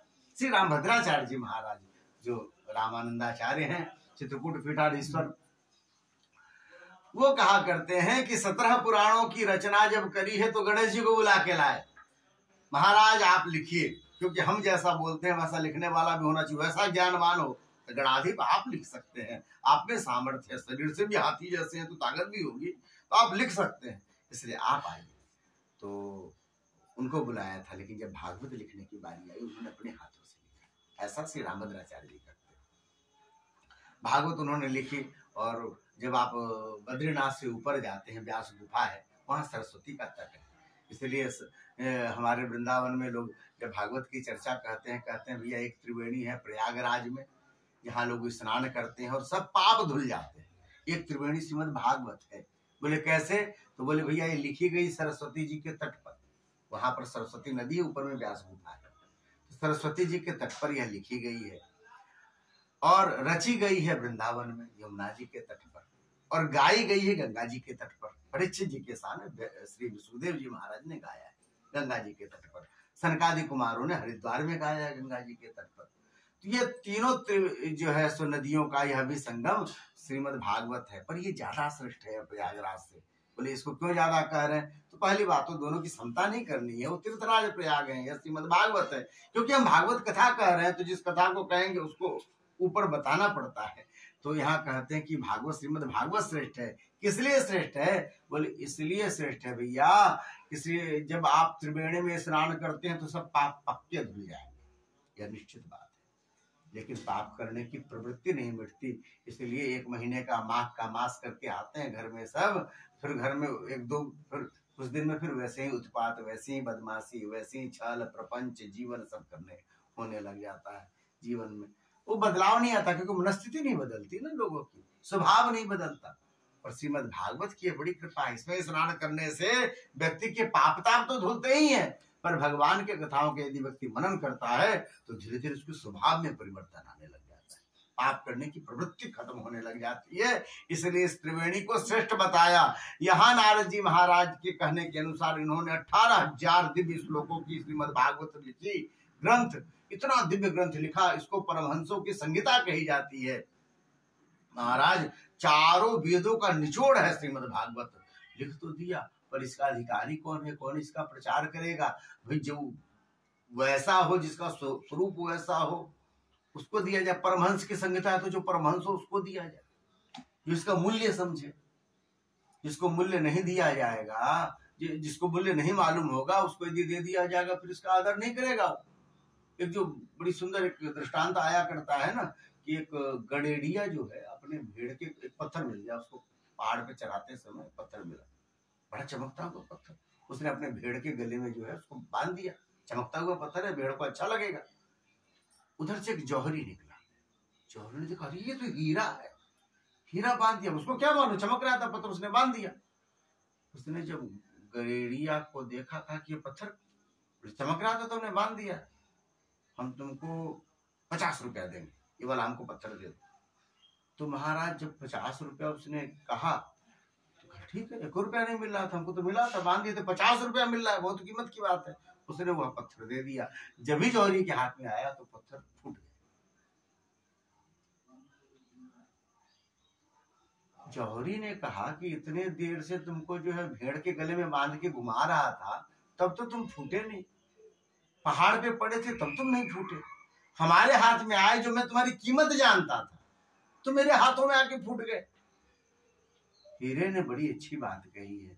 हीरे ने कहा कि पहाड़ वह हमारा कीमत नहीं जानता था, ये जो भेड़ चढ़ा रहा था ये भी मेरी कीमत नहीं जानता था, तो मुझे कैसे भी रखे तो चलता था, तू तो मेरी कीमत जानता था ना, तूने 85 रुपए दिए, तूने तो बेईमानी की क्योंकि तुम कीमत जानते थे मेरी, तब तुमने हमारी 50 रुपए कीमत लगाई, इससे मेरा दिल टूट गया। तुम तो जौहरी थे, तुम पहचानते थे। यहाँ कह रहे हैं कि इस ग्रंथ को जो आदर दे पाए, जिसको समझ पाए, ऐसे को देना चाहिए। कहाँ खोजें ऐसे को? कहीं ना कहीं तो सबकी बुद्धि लगी रहती है, कभी देह में, कभी गेह में, कहीं परिवार में, महाराज नहीं तो यश में। आदमी की बुद्धि कहीं ना कहीं लगी रहती है, भगवान में लगाना तो बड़ी मुश्किल बात है। ऐसा व्यक्ति मिलेगा कहाँ जिसका कहीं बुद्धि न लगे भगवान के अतिरिक्त, जिसकी बुद्धि भागवत में ही लगी रहे, ऐसा मिलेगा कहाँ। याद आया, एक था तो हमारे घर ही में था, पर उसने मेरी तरफ मुड़ के भी नहीं देखा था, चला गया। यदि वो मिल जाता ना तो भागवत के लिए सर्वश्रेष्ठ था, सुखदेव। भाई ऐसा वैराग्य जो अपने माता पिता की तरफ भी ना देखे कि मुझे संसार व्याप्त न कर ले, और वह छोड़ के चला गया, तो वह परमहंस है। ऐसे संसार में आपको करोड़ों मिलेंगे जो माता पिता की तरफ नहीं देखते, पर सुखदेव नहीं होते हैं। वो सब जो हैं सब समझिए तो कलयुग के जीव हैं सब, यानी माता पिता की तरफ न देखने मात्र से कोई परमहंस नहीं होता। हो सकता है उसकी बुद्धि कहीं दूसरी जगह लगी हुई हो। ये ऐसा परमहंस है जो माता पिता की तरफ भी नहीं देखता, अप्सराओं की तरफ भी नहीं देखता, संसार की तरफ नहीं देखता, छोड़ दीजिए अपनी तरफ भी नहीं देखता। वो तो नंगा घूम रहा है, उसको तो अपने शरीर को भी देखने की फुर्सत नहीं है। मैंने पहना है कि नहीं पहना है, मैंने खाया है कि नहीं खाया है। परमहंस की वृत्ति तो यही है, सम रूप में रहना किसी भी परिस्थिति में। यदि वो मिलता तो उसके योग्य यही श्रीमद् भागवत है। बार बार स्मरण करने लग गए। हमारे यहाँ कहावत है कि आप बहुत याद करते हैं ना तो वो तार भगवान जोड़ देता है। पुराना मोबाइल था, क्या बहुत याद करते हैं। बम्बई में बच्चा जब खाते समय रोटी जब सरकता है ना तो कहता है कि लगता है माँ याद कर रही है। ये अंदर के तार हैं जो जुड़ते हैं। और लोग पानी पीते हैं, कहते हैं कि सरक गया, लगता है माँ याद कर रही है घर पे। हाँ, हिचकी आती है, हिचकी आती है। तो यही यहाँ क्रम है। जब ये याद करने लगे व्यास जी महाराज तो सोचे कोई ना कोई भगवान उपाय तो करेंगे, कोई राह तो लगाएंगे। और हुआ भी ऐसा। शाम को जो इनके विद्यार्थी हैं जो गाय चराने जाते थे, उन लोगों ने आकर के सूचना दी है कि गुरुजी महाराज एक अद्भुत महात्मा आकर के पहाड़ के नीचे बैठा है। 15 दिन हो गए हम लोग उसको देख रहे हैं, न हिलता है न डुलता है, बस बैठा हुआ है ध्यान में। कितनी आयु होगी? अरे दाढ़ी मूंछ कुछ नहीं है, अरे मुश्किल से 16 साल के होंगे। दाढ़ी मूंछ कुछ नहीं है, लंबे लंबे बाल हैं कमर तक, शरीर में एक धागा नहीं है, बिल्कुल नंग धड़ंग बैठे हुए हैं। पर महाराज कोई अंतर नहीं पड़ता, मच्छर काटे कुछ भी काटे, पानी बरसे धूप पड़े, ध्यान से। अब जैसा स्वरूप बतलाया, जैसा सुंदर स्वरूप बतलाया, तीक्ष्ण नासिका, बड़े बड़े नेत्र, लंबे लंबे बाल, सुंदर श्याम नीला वर्ण उनका। जब ऐसा बताया, हो न हो हमारा सुखदेव होगा। अब लगने लग गया, ऐसा ही बालक तो था, हमने पीछे से देखा तो था, हो न हो सुखदेव होगा। उन्होंने कहा चलिए अब भागवत की परीक्षा का वक्त है। भागवत के श्लोक कितने सरस हैं, जो पत्थर दिल हो उसके भी हृदय में कुछ न कुछ स्फुरणा हो जाती है। भागवत में भगवान की ऐसी दिव्य कथाएं हैं। महाराज इस श्लोक जो है सुंदर रटाया है अपने बालकों, कहा कि जाकर के इसको पहाड़ी पे याद करके आना, सुनो गागा के याद करना। सब बालकों ने लिख लिया। वहां पर गाय चराने के लिए पहाड़ पे गए। सुखदेव जी के चारों तरफ घूम रहे हैं, सब गाय घूम रही है, उनको कोई फिक्र नहीं संसार में क्या हो रहा है, वो तो ध्यान में बैठे हैं। बच्चों ने गाना शुरू किया, बरहा पीडम नटवर वपु कर्णयो कर्णिकारम बिभ्रदवासः कनक कपुषम वैजयंतीं च मालाम रंध्राण वेणोरधर सुधया पूरयन गोप वृंदैर वृंदारण्यम सपद रमणम प्राविशद गीत कीर्ति। अरे वृंदावन की दिव्य वीथियों में, वन में एक बड़ा सुंदर नटवर स्वरूप विचरण कर रहा है। उनकी खूबसूरती की तो क्या कहना, इतने खूबसूरत हैं परमात्मा, सजे धजे हैं। महाराज जितने भी गोप बालक हैं उन लोगों ने मिलकर उनका श्रृंगार किया हुआ है। नटवर स्वरूप है परमात्मा का। सुंदर मोर पंख, सुंदर पीतांबर, सुंदर फूलों से सजा हुआ स्वरूप। अरे महाराज जितने प्रकार की मिट्टियां हैं उन मिट्टियों से भगवान को सजाया है। गोपी चंदन, पीला चंदन, श्वेत चंदन, लाल चंदन, हर तरह की मिट्टियां वन में, उससे परमात्मा को अपने सजाया। वन में मिलने वाले फूलों से, पत्तों से, उससे अपने ठाकुर को सजाया। और भगवान त्रिभंग ललित आकार में खड़े होकर के फोटो से बांसुरी लगाई है परमात्मा ने। और जो फूंक मारी महाराज, भगवान के उस बंसी वादन का यह असर हुआ कि जो जिस स्वरूप में था, जैसा था, उससे उसका विलग स्वरूप। क्यों? जो जड़ थे उनके स्वरूप में चेतनता आने लग गई। पहाड़, पर्वत, पत्थर, जो जिस आकार में भी था, भगवान के इस बंसी वादन को सुनकर के द्रवित होने लग गया है। उनके आकार में परिवर्तन होने लग गया। नदी जो सदा बहने वाली थी यमुना जी की, और बहती हुई जल में धीरे धीरे लोगों ने देखा कि वह रुकने लग गया है। बूंद बूंद सोच रहा है, बहना तो जीवन भर का काम है, ऐसे भी हिमालय से निकले थे तो बह ही रहे हैं, हमें कहाँ ऐसा अवसर आना कि परमात्मा के वंशी वादन को फिर से सुन सके। जितनी भी बूंदे थी उन लोगों ने एक दूसरे से हाथ जोड़ा, अभी मत बहो, अभी तो सुन लो, फिर थोड़ी ना ऐसा मौका मिलेगा, जाके तो समुद्र में ही मिलना है। तो धीरे धीरे जो बह रहा था उसमें स्थिरता आने लग गई। जो स्थिर था वह धीरे धीरे बहने के क्रम में आया धीरे, और गोवर्धन की शिलाएं वैसा ही जो चहचहाती रहती थी चिड़िया, वो सब ऐसे एक लाइन से वृक्षों पे चुपचाप शांत बैठ गए, जैसे किसी चित्रकार ने चित्र बना करके लगा दिया हो। न हिल रहे न डुल रहे, चिड़िया तो एक सेकंड के लिए भी नहीं रुकती, इधर उधर मुंह हिलाती रहती है, पर महाराज ऐसे सब बैठ गए जैसे कहते हैं कि चित्र बना दिया हो किसी ने। जितनी गायें हैं अपने बड़े बड़े कानों के दोनों से भगवान की दिव्य बंसी निनाद को सुन रही हैं। इतना सुंदर परमात्मा, गोपियां देखती हैं तो अपलक देखती हैं, जितने उनके गोप हैं वे सब देखते हैं तो हमारा कान्हा है, हमारा अपना है, अपने कन्हैया को निहारते हैं और महाराज अपलक देखते हैं। इतना सुंदर श्याम सुंदर का चरणारविंद यदि जीव नहीं अपने हृदय में स्थापित कर पाया तो उस जीव का जन्म लेना व्यर्थ है। अब बालकों ने एक अद्भुत देखा, अभी तो गाय चरा रहे थे, पन्ना को देखते थे, श्लोक पढ़ रहे थे और जोर से गा रहे थे। वहां कौन थोड़ा पूछने वाला था कि आप सुर में गा रहे हो कि बिना सुर के गा रहे हो, छंद आपका ठीक नहीं है। बच्चे चिल्ला चिल्ला के गाते, चिल्ला के गाया महाराज। और जो गाया तो क्या देखा कि सुखदेव जी के शरीर में जो 15 दिन से स्फुरना नहीं हुई थी, रोमांच हुआ, रोमांच हुआ, आंखें भर भर आ गई, आंखों में आंसू आने लग गए। इतना सुंदर श्याम सुंदर है। अरे परमात्मा का सगुण साकार स्वरूप इतना सुंदर है, मैं निराकार स्वरूप में लगा हुआ था। हमारे परमात्मा का सगुण साकार स्वरूप वृंदावन में इस तरह का इतना सुंदर है, मैं निर्गुण निराकार में लगा हुआ था जिसमें रस नहीं है। जरूर इनके पास चलना चाहिए, इनको अपने हृदय में बसाना चाहिए, इनके भक्त कहलाने चाहिए, ऐसा मन में आया है। और कहते हैं आंखों में अश्रु आए, पूरे शरीर में रोमांच हुआ, होठ बुदबुदाने लग गए। इतना सुंदर है ठाकुर का हमारा स्वरूप, सगुण साकार स्वरूप। मैं शिवोहम ब्रह्मास्मि, यह स्वरूप में आया था। अरे हम कन्हैया के चरणों में चले, ऐसा मुंह से बुदबुदाने लग गए। बच्चों ने श्लोक पढ़ना छोड़ करके सुनने की कोशिश की, कह रहे थे बड़ा सुंदर है, मैं उनके चरणों में जाता हूँ, चलता हूँ वृंदावन।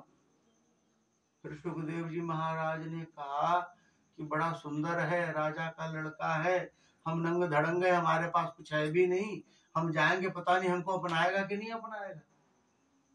कई बार लोग बहुत सारे हृदय में कामनाएं लेकर के जाते हैं और द्वार पर से द्वार पर भग ऐसे ऐसे आ गए तुम, ऐसा करके भगा देता। लोग उनके स्वरूप की बड़ी परिकल्पना किए रहते हैं, इतने दयावान है, इतने सब कुछ है, ऐसे ऐसे हैं महाराज, बड़े उदार हैं, हृदय से लगा लेते हैं। पर ऐसा तो होता नहीं, सब कृष्ण की तरह बढ़ के सुदामा को गले थोड़ी लगाते। फिर यही एक कथा क्यों होती संसार में। जब ऐसा सुना उन्होंने, विचार आया, मैं तो, मेरे शरीर में तो एक धागा तक नहीं है, मैं संसार के किसी काम का नहीं हूँ। मैं जाऊं और यदि मेरा आदर, मुझे यदि अपने चरणों में उन्होंने नहीं लिया, अपना नहीं बनाया, इधर से भी मैं छूट जाऊंगा, उधर भी नहीं हो पाऊंगा। अरे नहीं नहीं, बहुत लोग होते हैं संसार में, दिखने में सुंदर होते, आंखों को बड़े भाते हैं, स्वभाव सुंदर नहीं होता है। ऐसे संसार में हम लोग को खूब मिलते हैं। तुम संसार का स्वरूप आप देखना। तब उन्होंने फिर से पालथी बांध ली, फिर से आंखें बंद कर ली, फिर से अपने स्वरूप में आ गए, फिर ध्यान करने लग गए। विद्यार्थी लौट करके गए, गुरुजी को कहा, गुरुजी आज तो कमाल हो गया, 15 दिन से बैठे हुए बाबा आज हिले डुले बुदबुदाए हैं, क्या बोला? उन्होंने पूरी बात बताई। अच्छा बेटा ऐसी बात है। दूसरा श्लोक उन्होंने दिया, ये रट के आना कल। और बालक लोग फिर से दूसरे दिन पहुंचे हैं। भगवान के इसमें दिव्य करुणा, हृदय के स्वभाव की चर्चा है। भगवान हमारे कितने कोमल स्वभाव के हैं और कैसे करुणा निधान है परमात्मा, इसकी चर्चा इस श्लोक में की गई है। बच्चे गा रहे थे, सुखदेव जी के कानों में यह श्लोक का क्रम जा रहा था। जैसे जैसे सुन रहे, आंखों से अश्रुधारा बहने लग गई। अहो बकी स्तन कालकूटम जिघांसया पाय यदप्य साध्वी लेभे गतिम धातृचितां ततोऽन्यं कं वा दयालुं शरणं व्रजेम अहो बकीयस्तनकालकूट। बालक लोग गा रहे थे, महाराज सुखदेव जी को अर्थ का भान होने लग गया। भगवान के जैसा दयालु संसार में दूसरा कोई नहीं है। अरे जो पूतना अपने छाती में विष लगा करके आई थी, जो मुझे कन्हैया कहीं मिल जाए तो मैं इसे विष पिला करके उसी समय उसका प्राण हरण कर लूं, इतनी दुष्टता से जो पूतना आई थी, भगवान ने उसके दूध का पान किया, विष का पान किया। तो जब उसके शरीर से प्राण का पान किया है तो कहते हैं पूतना को लोक देने की बात हुई। भगवान ने कहा जो यशोदा को जो लोक की प्राप्ति हो रही है वही पूतना को भी प्राप्त होगा। लोगों ने कहा क्या कर रहे हो महाराज, ये राक्षसी है, इसने जीवन में कभी भगवत भजन नहीं किया। भगवान ने कहा किसी भाव से आई और उसने अपने हृदय से लगा करके मुझे दुग्ध पिलाया है, तो हम तो यही मानेंगे कि हमारे समीप आ गई, फिर इसको तो हमारे मातृ लोक की प्राप्ति होनी चाहिए। जो यशोदा को मिला, जो देवकी को मिला, उसी लोक की प्राप्ति पूतना को भी हुई है। इतना कृपालु कौन, इतना कृपालु कौन होगा संसार में। जब ऐसा सुना है आंखों में अश्रु आने लगे। भगवान की कृपालुता का वर्णन करें, हम जितना करते हैं दया का, कृपा का, कुछ न कुछ स्वार्थ मन में रख करके नाटक ही करते हैं। कृपालु तो हमारे ठाकुर है महाराज। बड़ा छोटा प्रसंग है रामायण का, श्रीमद् भागवत में एक श्लोक में इसका उल्लेख आया है। भगवान जब वनगमन को जा रहे थे तो आगे ठाकुर जी, फिर किशोर जी, फिर लक्ष्मण कंड का कर्ण मार्ग, और उसमें भगवान चलते जा रहे थे। बड़ा कष्ट हो रहा होगा परमात्मा को, पर लक्ष्मण जी कर क्या सकते थे। 14 वर्ष का वनवास उन्होंने चूज किया था। लक्ष्मण जी तो उनकी सेवा में लगे हुए थे। एक जगह सरोवर देखा, बड़ा विशाल, वहां पर शिला देखा, भगवान को वहां पर बैठाया है, झट से जल लेकर के कमंडल में आए, भगवान के चरणों को जो है धोना शुरू किया। भगवान के चरणों को बड़ा श्रम हुआ होगा, बड़े कोमल है परमात्मा के चरण, कमल के समान कोमल है। जब भी चरणों को धोया महाराष्ट्र की धारा बह चली। उठा करके देखा तो महाराज उस कोमल चरण में कांटे विधे पड़े हुए थे। आंखों में आंसू आ गए लक्ष्मण जी के, जो भगवान के चरण इतने कोमल और इतने सारे कांटे। अब एक एक कांटे को निकालना शुरू किया। एक कांटा बहुत अंदर तक था, उसको निकालने की कोशिश कर रहे, पर उंगली से पकड़ में नहीं आ रही है, नाखून छोटे थे। सोचा दांत से खींच के निकाल दे। मुख तक लेकर के आए तो देखा कांटा बुदबुदा रहा था। लक्ष्मण जी को आश्चर्य लगा। भगवान को कहते हैं कि प्रभु आपके चरणों का कांटा भी बोलता है। वैष्णवी जो अर्चा पूजा होती है उसमें कहते हैं भगवान से संबंधित जितनी चीजें हैं सब चेतन हैं। चाहे भगवान के हार हो, भगवान के बाजू बंद हो, भगवान की धोती हो, भगवान के चप्पल हो, सब चेतन है। भक्त लोग सेवा कर रहे, तो ये कांटा भी चेतन निकला। ये कुछ बोल रहा है। भगवान ने कहा कांटा भी बोलता है, अच्छा जरा सुनो तो क्या बोलता है। तो कांटा की बात सुनने के लिए लक्ष्मण जी ने कान से लगाया, धीरे से कान के पास कान लेके गए भगवान के चरण के पास। तो कांटा कह रहा था मैं बड़ा दुर्भाग्यशाली हूं, आज तक इस चरण का जिसने भी आश्रय लिया है उसको भगवान ने कभी निकाला नहीं है। मैं पहला ऐसा पापी हूं जो मुझे भगवान के चरणों से भी निकाल दिया गया। अब आप कहोगे कि तुम कांटे हो, तुम चुभते हो, तुमको कोई कैसे चरण में रख सकता है। तो मैं कांटा खुद थोड़ी ही न बना, बनाने वाले तो आपको यदि हमसे नरम नरम जो है छुअन चाहिए थी, यदि मुलायम छुअन चाहिए थी तो हमें फूल बनाया होता। बनाने वाले आप थे, बनाया आपने कांटा। कांटे का स्वभाव होता है चुभना। अरे परमात्मा, मैं कांटा होकर के अपना स्वभाव नहीं भूला, तुम परमात्मा होकर के भूल रहे हो। अब तो कहते हो ना कैसा भी कोई आए मेरे चरण में मैं स्वीकार करूंगा। ये बात कहाँ गई, मुझे तो निकाला जा रहा है। अब तो भक्त आपको कहेंगे कि निकाल तो दिया था कांटे को, थोड़ा सा टेढ़ा मेढ़ा क्या हुआ, थोड़ा चुभ क्या गया, निकाल के बाहर फेंक दिया। अब कहते हो कोई भी आ जाए मैं सबको स्वीकार करता हूं मेरे चरणों। जब बात सुनी है भगवान ने लक्ष्मण को कहा छोड़ दे कांटा। अरे भगवान 14 वर्ष का वनवास है, पांव में कांटा रहेगा बहुत कष्ट देगा। बोले सह लूंगा। इस दुख को सह लूंगा, लेकिन बाद में भक्त यदि मुझे उलाहना दे कि आप कहते थे कोई भी चरणों में आ जा, मैं अपनाऊंगा, मैं उनके सामने क्या मुंह दिखाऊंगा, मैंने तो चरणों से निकाल दिया। ठीक ही कह रहा है। और कहते भगवान ने कांटे को छोड़ दिया। 14 वर्ष का वनवास बीता है, परमात्मा लौट करके आए, दिव्य राजगादी हुई, 10,000 वर्षों तक भगवान ने राज्य किए।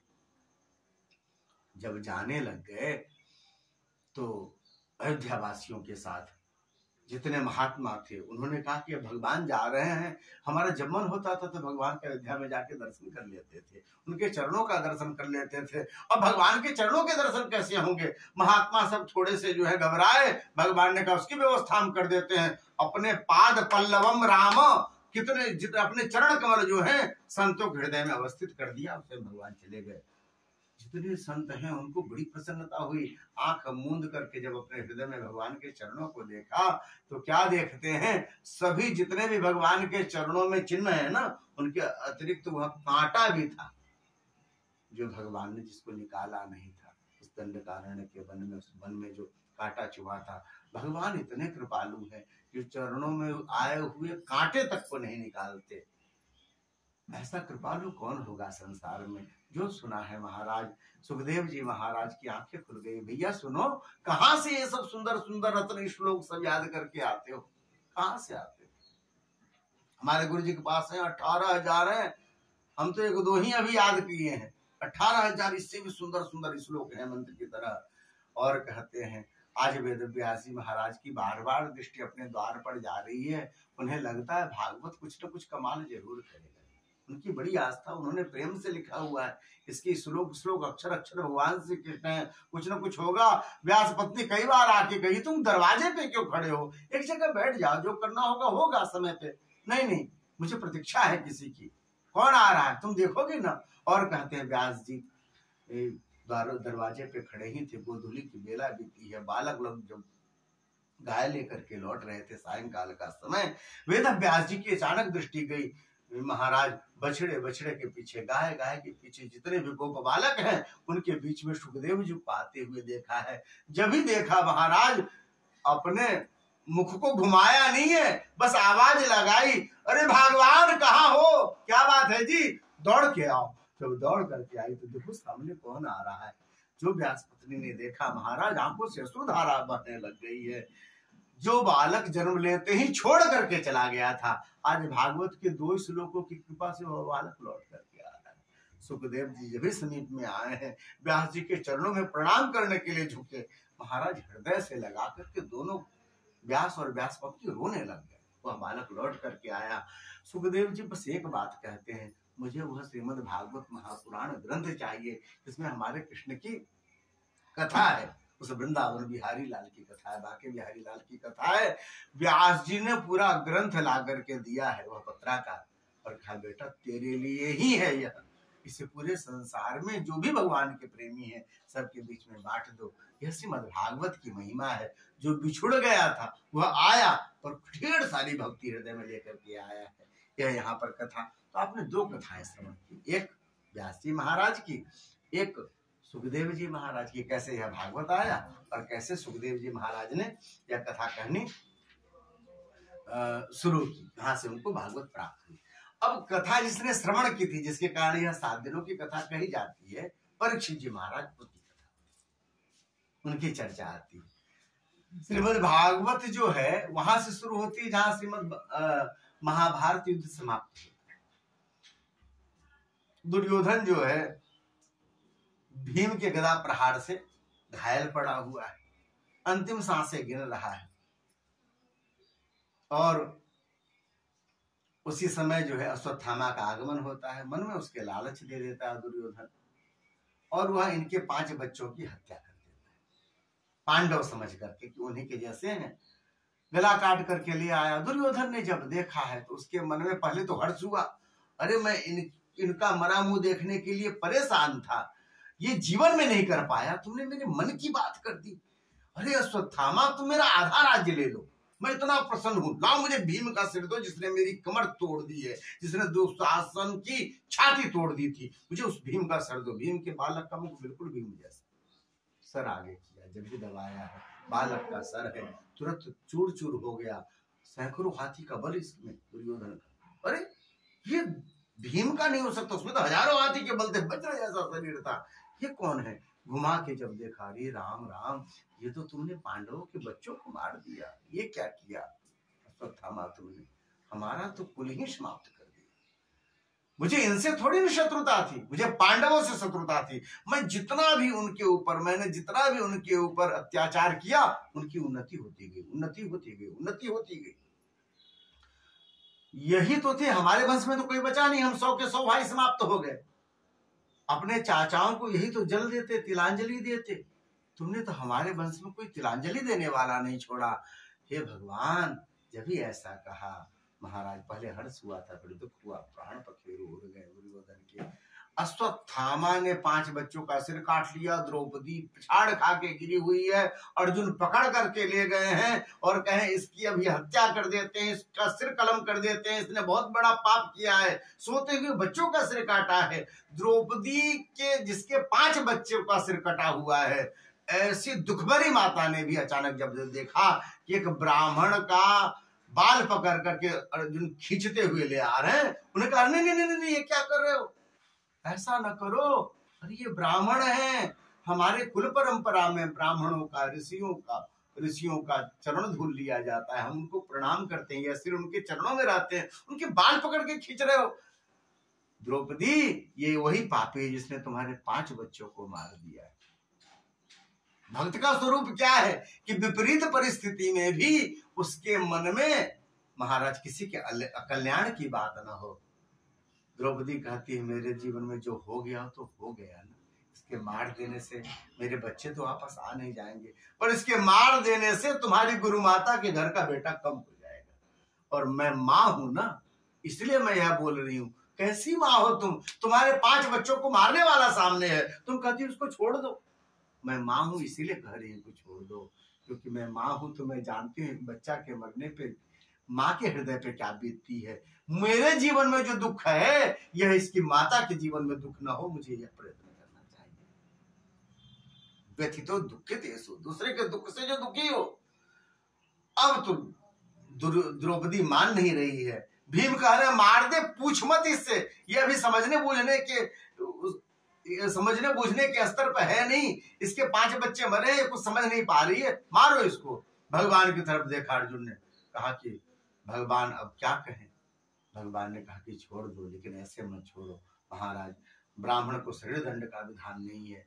माथा मुड़ दिया है, माथे की मणि खींच के निकाल दी, अश्वत्थामा को धक्के मार के निकाल दिया। उसने ब्रह्मवान का संधान किया, पूरे पांडवों को उसके कुल के साथ समाप्त कर दूंगा। ब्रह्मवान बढ़ा है 5 पांडवों की तरफ, भगवान ने रक्षा की है।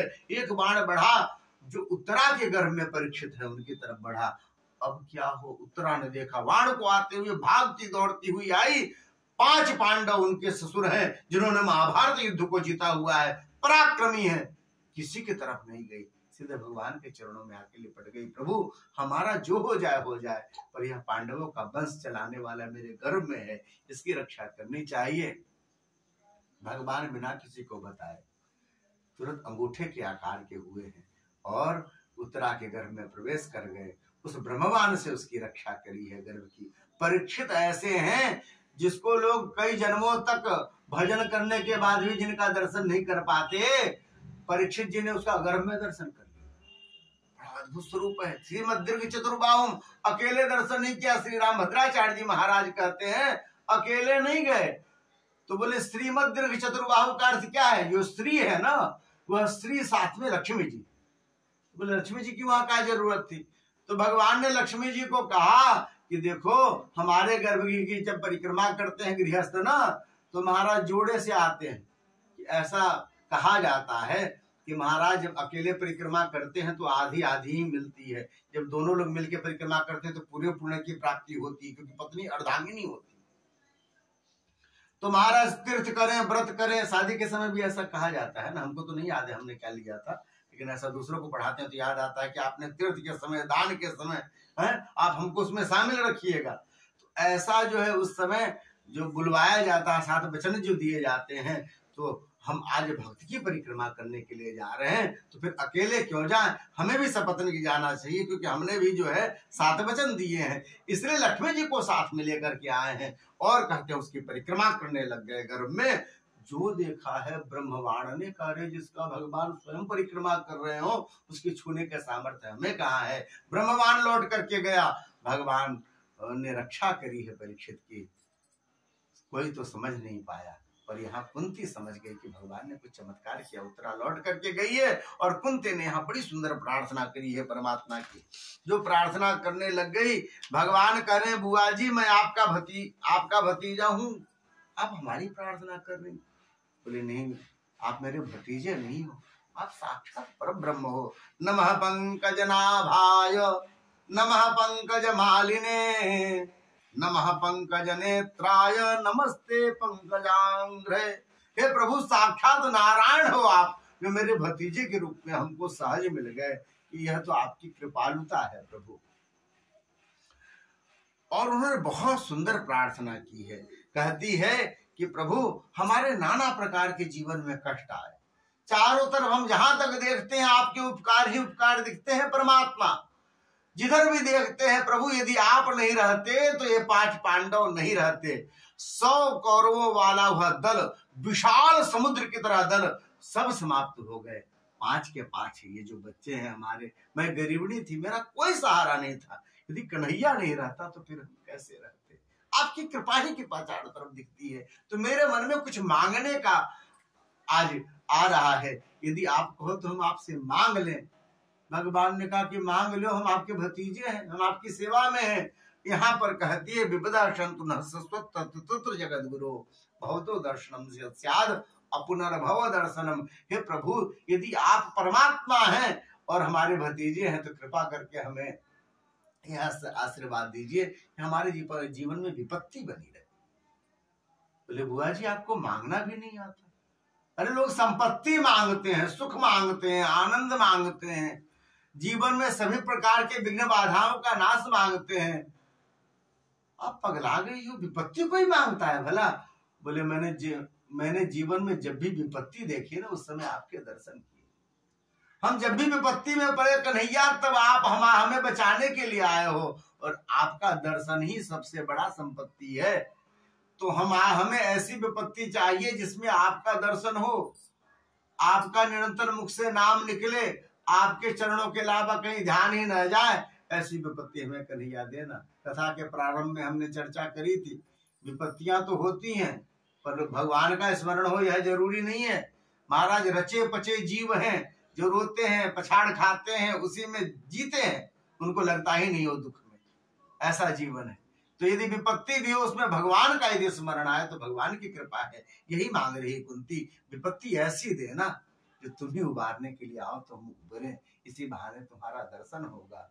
श्री सुंदर कांड में श्री हनुमान जी महाराज यही कहते हैं, कहा हनुमंत विपत्ति प्रभु सोई, जब तब सुमिरन भजन न हो।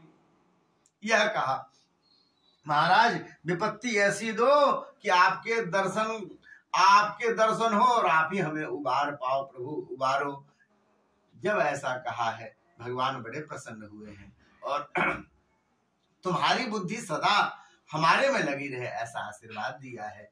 और अर्जुन को लेकर के चले गए द्वारिका। समय अनुसार परीक्षित का जन्म हुआ है, ब्राह्मण लोग आए हैं, उन्होंने उनकी टिप्पणी बनाई है, अरे महाराज ये तो आपका लाला तो गजब है, ये आपके कुल का नाम करने वाला बड़ा प्रतापी राजा होगा, रघु की तरह पूरे प्रजा का पालन करने वाला होगा, बड़ा प्रसिद्ध होगा, दिग दिगंत में इसके नाम जो है युगों युगों तक रहेंगे, और बड़ा परम भक्त होगा। बस एक कमी है महाराज, इसकी मृत्यु ब्राह्मण के साथ से हो गई। अब तो युधिष्ठिर जी घबराए, ब्राह्मण के साथ से मृत्यु होगी, सांप के काटने से मृत्यु होगी। अब तो उनको चिंता हुई, क्योंकि इन कारणों से जिसकी अकाल मृत्यु होती है उसकी जो है मुक्ति नहीं होती। बोले नहीं महाराज मुक्ति में दिक्कत नहीं है, स्वयं भागवत भगवान आकर के इसका उद्धार करेंगे, भगवत चरणारविंद की प्राप्ति होगी। जब ऐसा सुना तो बोला ठीक है, जीवन है, जीवन का स्वरूप है, और इसके कारण यह सब चक्र में सब कुछ चलता रहता है। सुख दुख हानि लाभ जीवन मरण धर्म है, धर्मावतार है श्री युधिष्ठिर जी, सब समझते हैं। ठीक है, इसके बाद के क्रम में आया विदुर जी महाराज आए हैं और गांधारी को धृतराष्ट्र को समझाया है यहाँ क्या पड़े हुई हो। भीमा प्रजितम पिंडम आदित्य गृहपालवत। चतुर्थ क्रम में जब आपकी आयु आ जाती है तब आपको जाकर के वन में भजन करना चाहिए। आप अभी भी राजमहल में रह रहे हैं। समझाया, लेकर के गए हैं वन में और कहते हैं वहीं पर उनका शरीर दावानल में जल करके शांत हो गया। कुछ दिनों बाद, उसी समय नहीं, कुछ दिनों बाद शांत हो गया। यहाँ युधिष्ठिर जी महाराज भगवान के भजन में लगे हुए हैं, पूरे राज्य का संचालन कर रहे हैं। एक अद्भुत घटना घटी। धीरे धीरे महाराज अपशगुन होने लग गए। अपशगुन का स्वरूप यहाँ दिखाया है। जैसे कुत्ते के रोने की आवाज आती है, बिल्ली के रोने की आवाज आती है, सियार रोता है, वातावरण में अचानक दुर्गंध आने लग जाती है, बारिश की जो बूंदे होती हैं उसमें कभी कभी रक्त के छींटे आ जाते हैं। इतने अशुभ क्यों हो रहे हैं? भगवान की आरती करें, अचानक आरती बुझ जाता है। द्वार पर आए थे, द्वार पर किसी ने आवाज लगाई है, भवति भिक्षाम देहि। जब द्वार पर पे सामग्री लेकर के गए तो भिक्षा लिए बिना वो चला गया अनादर करके। अशुभ माना जाता है। घर से कोई घर में आ जाए उसको एक गिलास जल पी के ही भेजना चाहिए। हमारे यहाँ पुराने सब नियम थे, यदि बिना जल पिए कोई चला जाए ना तो आपका पुण्य ले जाता है।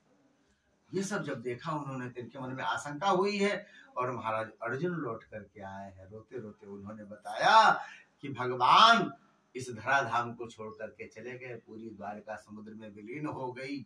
महाराज खरबों की संख्या में जो यदुवंश थे सब समाप्त हो गए। चतुर्पंचावशेषितः। इतनी जल्दी पूरी घटना हो गई, ये कैसे हो गया? अब महाराज भगवान ही जब चले गए, अब भगवान के बिना हम कैसे रहेंगे? कुंती ने वही शरीर का त्याग कर लिया और युधिष्ठिर जी ने परीक्षित को राजगादी सौंपी। पांचों भाई हिमालय की तरफ चल पड़े हैं द्रौपदी जी को लेकर के और धीरे धीरे करके सबका शरीर शांत हुआ। क्रम में नकुल सहदेव द्रौपदी भीम अर्जुन सबका शरीर वहां पर शांत हो गया है। अंतिम में अकेले युधिष्ठिर बचे हैं, साथ में कुत्ता चल रहा है, ऐसी कथा आती है। और उनके लिए विमान आया। विमान जब आया है तो युधिष्ठिर जी बैठने पर जब उसमें उद्यत हुए तो कुत्ते को देखा तो भी कहा कुत्ते को पहले बैठाओ। बोले नहीं, कुत्ते को कैसे बैठा देंगे विमान में? आप बैठिए, आप देवलोक को जा रहे हैं, कुत्ते को कैसे ले जाएंगे?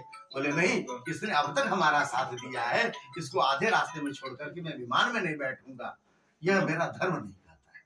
जब ही ऐसा कहा कुत्ते में से धर्मराज प्रकट हो गए और कहा कि युधिष्ठिर, मैं यह देखना चाहता था कि अंतिम सांस तक तुम धर्म का पालन करते हो। ये अंतिम सांस है, अंतिम अवस्था, क्योंकि अब विमान पे बैठने जा रहे हैं। तुमने अंतिम सांस तक धर्म का पालन किया है, तुमने नियम का पालन किया है। धर्मराज युधिष्ठिर की चर्चा चारों युगों में होती है। यहाँ पर फिर परीक्षित जी को राजगादी सौंपी गई। उन्होंने पूरे संसार का वातावरण धर्म में कर दिया। जैसा राजा होता है उसके अनुसार पूरी प्रकृति बदलने लग जाती है। आप जब अभी जो प्रधानमंत्री हैं, इससे पहले कोई सोच भी नहीं सकता था राम मंदिर का मामला हल भी हो जाएगा, बनेगा भी, और सब बनने लग गया।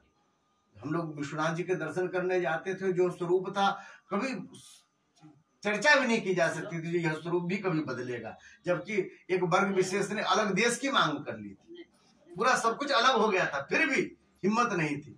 पर महाराज जब भी राजा एक बदला है, पूरी व्यवस्था बदल गई है। जैसा चाहे वैसा मंदिर दिख रहा है, सब लोग अपने अपने धर्म का पालन कर पा रहे हैं, किसी को धर्म का पालन करने में दिक्कत नहीं है। सब तीर्थ सजने लग गए, जितने तीर्थ तक जाने की रोड थी वो सब बनने लग गए। प्रत्येक जनता प्रसन्न है, सब अपने अपने धर्म, अपने अपने देवता, अपने अपने संप्रदाय का अनुसरण कर रहे हैं। ऐसा स्वरूप, वैसा ही स्वरूप कुछ परीक्षित जी के समय में आया। सब लोग धर्म का पालन करने लग गए। रास्ते में एक बार जा रहे थे, उन्होंने पूरे विश्व का विजय किया हुआ था। उस क्रम में जा रहे थे, एक बार उन्होंने एक अद्भुत दृश्य देखा। एक काले रंग का आदमी है जो गाय और बैल को मार रहा है। बैल धर्म का स्वरूप होता है। जब देखा उसको मारते हुए, बैल को केवल एक पैर बचे हुए, उसी एक पैर के बैल को मारते हुए जब देखा है, तलवार निकाल ली। कौन पापी है? गाय हमारे यहाँ जो है, जिसमें 33 करोड़ देवी देवता का वास है, बैल को धर्म का स्वरूप माना जाता है। तुमने इसको मारा कैसे? तुम कौन हो? ऐसे पापी हमारे यहाँ तो नहीं रह सकते। तुम हमारे यहाँ के वासी नहीं हो, हमारे नागरिक नहीं हो। आजकल आधार बनाते हैं। उस समय के राजा तो अपने नागरिक को पहचानते। तुम हो कौन? बोले महाराज चरण पकड़ लिया, मैं कलयुग हूं। तुम कलयुग हो? कलयुग से तो पापा चरण बढ़ जाता, तुम मेरे राज्य में आ कैसे गए? बोले महाराज मैं आपके राज्य में नहीं आया, मेरा अभी चलन ही चल रहा है, मेरा टर्न है, ये 200 साल हो गए कलयुग को आए हुए, पर हमारा कुछ भी नहीं चल रहा है महाराज। युग तो कलयुग है, पर आपने ऐसा वातावरण बना के रखा है जो चारों तरफ सतयुग जैसा लग रहा है। ये तो द्वापर के बाद आना चाहिए था कलयुग, पर सतयुग जैसा वातावरण, ये था राजा तथा प्रजा। सब घर में लोग जो है अपने माता पिता के अनुसार जीवन यापन करते हैं, तो किसी घर में कलह ही नहीं होता। जब कलह नहीं होता तो कलयुग कहां से आया? मतैक्य नहीं होता, ईर्ष्या नहीं होती, एक दूसरे को की उन्नति देख करके लोग प्रसन्न होते हैं। जो एक कमजोर बालक होता है, सब जितने भाई मिलकर के उसकी सहायता करते हैं। पिताजी कहते हैं, पिताजी के अनुसार घर चलेगा, तो पिताजी कहते हैं ये कमजोर है ना, इसका ख्याल हम रखेंगे क्योंकि हमने जन्म दिया है। इसी हिसाब से पूरे घर का वातावरण चलता, कहीं लड़ते ही नहीं, लड़ते नहीं तो हमारी स्थिति नहीं बनती है। कलयुग को कहीं कोई जगह नहीं मिला महाराज, हम निराश्रित हैं, खेत में पड़े हुए हैं। उन्होंने कहा फिर भी तुम्हें नहीं रहना पड़ेगा। कहाँ जाए महाराज, जहां तक सूर्य की किरणें जाती वहां तक परीक्षित का राज्य है, धर्म की स्थापना है। अभी कहते हैं कजाकिस्तान के आगे जब खोजा जा रहा है तो वहां से आपको स्वस्तिक मिल रहे हैं, त्रिशूल मिल रहे हैं, भगवान शिव की अवस्थिति मिल रही है, इतने दूर दूर तक। जिस समय परीक्षित का राज्य था, पांडवों का यह विशाल साम्राज्य, महाराज मंगोलिया तक, मंगोलिया में मंदिर मिलते हैं उस जमाने, आज से 5-6 हजार साल पहले की वैसी व्यवस्था मिलती है। कहाँ जाए, चारों तरफ तो आपका ही राज्य है। महाराज हमें 3-4 स्थान दे दो, हम उसी में रह लेंगे। उन्होंने 4 स्थान दिए हैं। द्यूतः पानः स्त्रियः सूना मित्रा धर्मश्च चतुर्विधा। 4 जगह धर्म के बताए गए हैं, जहाँ जुआ खेला जाता हो, जहां पर वैश्याएं रहती हो, जहां पर हिंसा होती हो, और द्यूतः पानः, और जहां पर सुरापान किया जाता हो। ऐसे 4 स्थान जो है वहां पर तुम्हारा निवास रहेगा। कलयुग को कहा, कलयुग ने कहा देखो हम ही को बेवकूफ बना रहे हैं, 4 स्थान के राज्य में है ही नहीं। महाराज सबकी मत स्थिति ठीक रहती है तो कोई भी फालतू चीजें नहीं खाता। महाराज सब वैष्णव है तो कोई किसी की हिंसा करके नहीं खाता है। सबके घर में जो है सो पत्नियां जो है सेवा करती हैं, और सबको अपने घर परिवार की बड़ी चिंता होती है, इसलिए किसी भी दुष्ट स्त्रियों के चक्कर में कोई नहीं पड़ता जीवन में, सब अपने घर आते हैं। इस तरह से वैसा भी स्थान नहीं है। और जुआ कोई बाजी लगाता नहीं, क्योंकि बाबूजी से सबका डर है, सबको डर है कि घर जाएंगे तो बाबूजी से आंख कैसे मिलाएंगे, यदि ऐसी गलती कर लिए, अकल यदि किसी ने कह दिया तो हम फिर कहाँ रहेंगे, हमारे बाबूजी की बड़ी हंसी हो जाएगी। इसलिए जुआ ये सब होता ही नहीं है ही नहीं, ये ऐसी जगह ही नहीं। अब कलयुग जी महाराज कहाँ रहेंगे, सबको चिंता है। महाराज कभी कभी भय से भी धर्म की बड़ी रक्षा होती। लोग कहते रहते हैं ना जो पंडित जी ने ये पोंगापंथी शुरू कर दिया, पाखंड बनाया है, नहीं, इसके कारण भी बहुत सारे लोग अधर्म से बचते, पाप से बचते, लोगों का जीवन बचता है, कमजोर लोगों का जीवन बचता है। लोग डरते हैं कहीं पाप ना हो जाए फिर भोगना पड़े। ये भी बनाई हुई जो रचना है शास्त्रीय, इसके पीछे भी एक बहुत जो है दर्शन है। तो कलयुग कहता है कि हमारे लिए कोई जगह नहीं है, महाराज एक और स्थान दे दीजिए। पुनश्च याचमान आया, तो कहा गलत तरीके से कमाए हुए पैसे में, यानी सोना में तुम्हारा वास रहे। सोना, यहाँ पर इसकी खूब बढ़िया चर्चा करते हैं लोग। सोना है तो सोना तो शुभ कर्मों में पहनते हैं लोग। बोले नहीं, भगवान भी कहते हैं कि धातु नाम अस्मि कांचनम, धातु में मैं सोना हूँ। बोले नहीं, गलत तरीके से जो धन कमाया जाता है, धन का अर्थ स्वर्ण, उसमें जो है सो कलयुग का वास रहेगा। पुराने जमाने की बड़ी अद्भुत अवस्था थी, ज्यादा पुराना नहीं, केवल 25-30 साल पहले की बात है कि लोग कभी इधर उधर के टेढ़े मेढ़े पैसे आ भी जाए तो लोग कहते थे भैया ये घर वाले खर्चे में मत रखना, इसको अलग रखो, दूर रखो। मुंशी के कहते थे घर में मत आने देना पैसों को, हमारे बच्चों की बुद्धि बिगड़ जाएगी। उस पैसों को दूर रख, किसी और काम में लगा दें, कहीं कुछ कर दें, लेकिन घर में नहीं आने देते थे, क्योंकि उससे जो अन्न आएगा, उससे जो सामग्री होगी, इसके कारण सबकी बुद्धि बिगड़ जाएगी। 25-30 साल में समाज अद्भुत रूप से बदला है। अब तो शादी ब्याह की भी चर्चा करने जाते हैं तो लोग बताते हैं कि महाराज अद्भुत पोस्ट है, बहुत बढ़िया पोस्ट पे लड़का काम कर रहा है, 2 लाख रुपया गवर्नमेंट देती है, 6 लाख रुपया ऊपर से मिल जाता है। इस तरह से उनके गुण बताए जाते हैं। इस तरह का समाज में बहुत तेजी से बदलाव आया। तो महाराज वहां पर कलयुग को छोड़ करके परीक्षित आए हैं लौट करके। दूसरे दिन प्रातः काल भगवान के पूजन के लिए जब तैयार हुए, उनके लिए वस्त्र और मुकुट ला करके सेवक ने दिया। मुकुट जरासंध का था, उसे जब भी माथे पे लिया है, जरासंध ने पूरे जनता को पीड़ित करके जबरदस्ती टैक्स लगा करके उससे मुकुट बनवाया था। हमें मुकुट पहनने का मन है 100 करोड़ का, हमें टैक्स दीजिए, ऐसा करके दुखी होकर के जनता ने दिया था। गलत तरीके से कमाया हुआ पैसा था, इसलिए उसमें कलयुग का वास था। पहने हैं तो माथे पे कलयुग सवार हो गया। जो प्रतिदिन सुबह में ठाकुरबाड़ी में जाकर के भगवान का ध्यान, पूजन, संध्या वंदन आदि करते थे, वो निकल गए आखेट पर, और आखेट पर निकले हैं, पूरे वन में घूमे। संयोग की बात है उस दिन एक भी जीव नहीं मिला जिसका शिकार कर पाए। गला सूखने लग गया घूमते घूमते। एक सुंदर आश्रम को देखा है, उतर करके गए जल मांगने के लिए। वहां पर देखा महात्मा बैठे हुए हैं, ध्यान से बार बार कहा जल दीजिए जल दीजिए, सुना ही नहीं महात्मा ने, क्योंकि भगवान के ध्यान में लगे थे। महात्मा के स्वरूप को देख करके मन में भ्रम हुआ, शंका हुई, क्योंकि कली माता पे सवार था। लगा कि कहीं पाखंड तो नहीं कर रहे हैं, नाटक तो नहीं कर रहे हैं, हमें जल नहीं देना चाहते। मरा हुआ एक सांप उनके गले में रख दिया। महात्मा के शरीर में कोई हलचल नहीं हुई। गुस्सा करके वापस रथ पे बैठे, अपने चले आए महल में। जब भी मुकुट उतारा है, स्मरण, अरे राम राम, ये मैंने क्या कर दिया, एक महात्मा का अपमान मैंने कर दिया। मेरे परिवार में, वंश में यह परंपरा है कि संत, ऋषि, ब्राह्मण, इन सब का सम्मान किया जाता था। हमने क्या किया, आज एक महात्मा का अपमान कर दिया है। उनके गले में सांप डाल दिया। महाराज दौड़ करके गए ठाकुर बाड़ी में, भगवान के सामने रोने लग गए। अहो मया नीच मनार्यवत कृतम निरागसी ब्रह्मणि गूढ़ तेजसी। अरे मैंने अनार्यों की तरह काम किया, मैं इतने बड़े वंश में हूँ, पांडवों के वंश में हूँ, और हमारे यहाँ इतना सम्मान किया जाता था साधु संतों का, ये मैंने क्या कर दिया, अपने वंश के अनुरूप कार्य नहीं किया। भगवान से कहते मुझे दंड चाहिए, मुझे इसके लिए बहुत दंड चाहिए। ध्रुवम तो तुम्हें तदेव हेलना दुरत्यम व्यसनमात् दीर्घात्, मुझे एक बड़ा भयानक दंड चाहिए जिससे कोई इस तरह की बदमाशी न कर पाए, किसी का सम्मान न कर पाए। भगवान से दंड मांग रहे हैं। इधर महाराज उस ऋषि का पुत्र श्रृंगी जो स्नान कर रहा था, उसको जाकर के किसी ने सूचना दी है कि तुम्हारे पिताजी के गले में किसी ने मरा हुआ सांप डाल दिया, सांप डाल दिया। ऐसा जब सुनना था, कौन था वो, राजा जैसे लग रहे थे, माथे पे मुकुट लगाया था। बालक को क्रोध आया, उसने तुरंत जल उठाया, हाथ में शाप दे दिया। इदलंघित मर्यादम तक्षकः सप्तनेहनि दक्षति स्म कुलांगार चोरितो में ततद्रुहम। जिसने मर्यादा का उल्लंघन किया है, ऋषि मुनि पूज्य होते हैं, और उसके साथ जिसने उपहास करी है, इस मर्यादा का जिसने उल्लंघन किया, आज के 7वें दिन उसी सांप के काटने से, तक्षक के काटने से उसकी मृत्यु हो जाएगी, ऐसा शाप दिया। वाग्य वज्र छोड़ा है। लौट करके आए, अपने पिता के गले में हाथ डाल करके रोने लग गए। सांप को हटा दिया है, पिता की आंखें खुली है। क्या बात है, क्यों रो रहे हो, पूरी घटना बता दी। बेटा पहचान रहे थे कौन था, बोले नहीं पहचानता, फिर भी मैंने शाप दे दिया कि 7वें दिन उसकी मृत्यु हो जाएगी। अरे मूर्ख। फिर उन्होंने आंखें बंद की और उसके बाद देखा है कि साक्षात परीक्षित आए थे। अरे बेटा ये क्या किया तुमने, उन्हीं के बल पे तो पूरा संसार भगवान के चरणों में लीन था।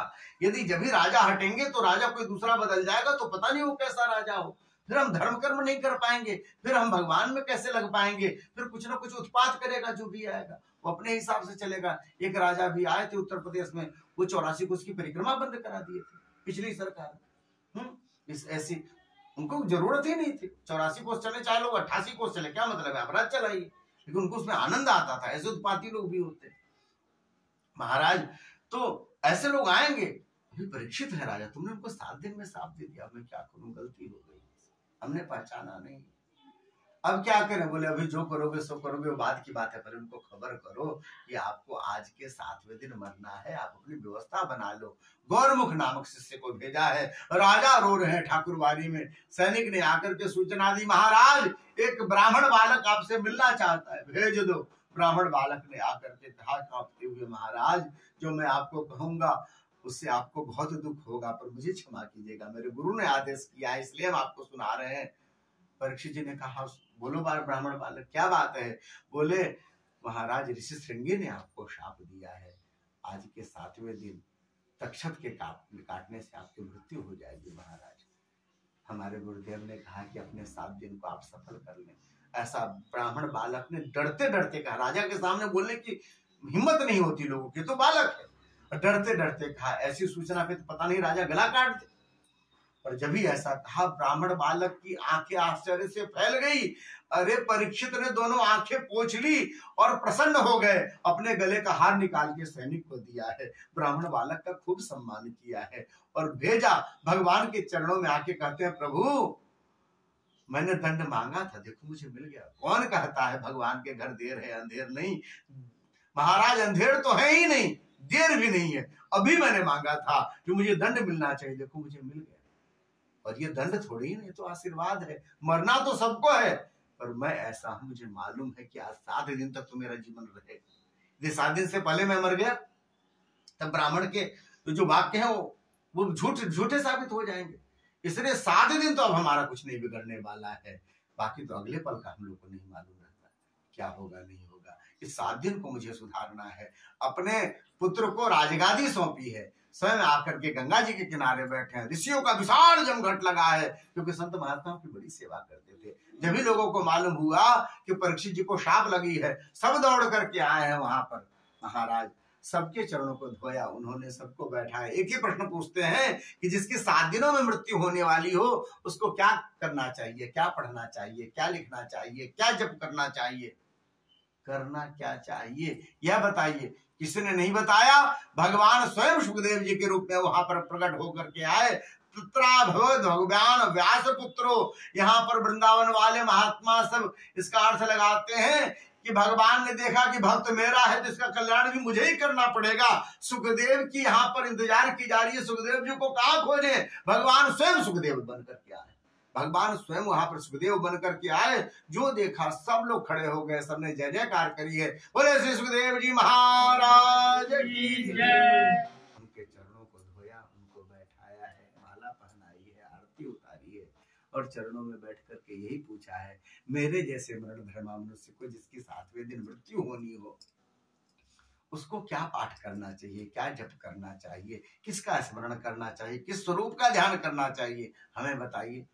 सुखदेव जी ने क्या बताया ये आप कल श्रवण करेंगे, क्योंकि कथा के समाप्ति का समय हो गया है।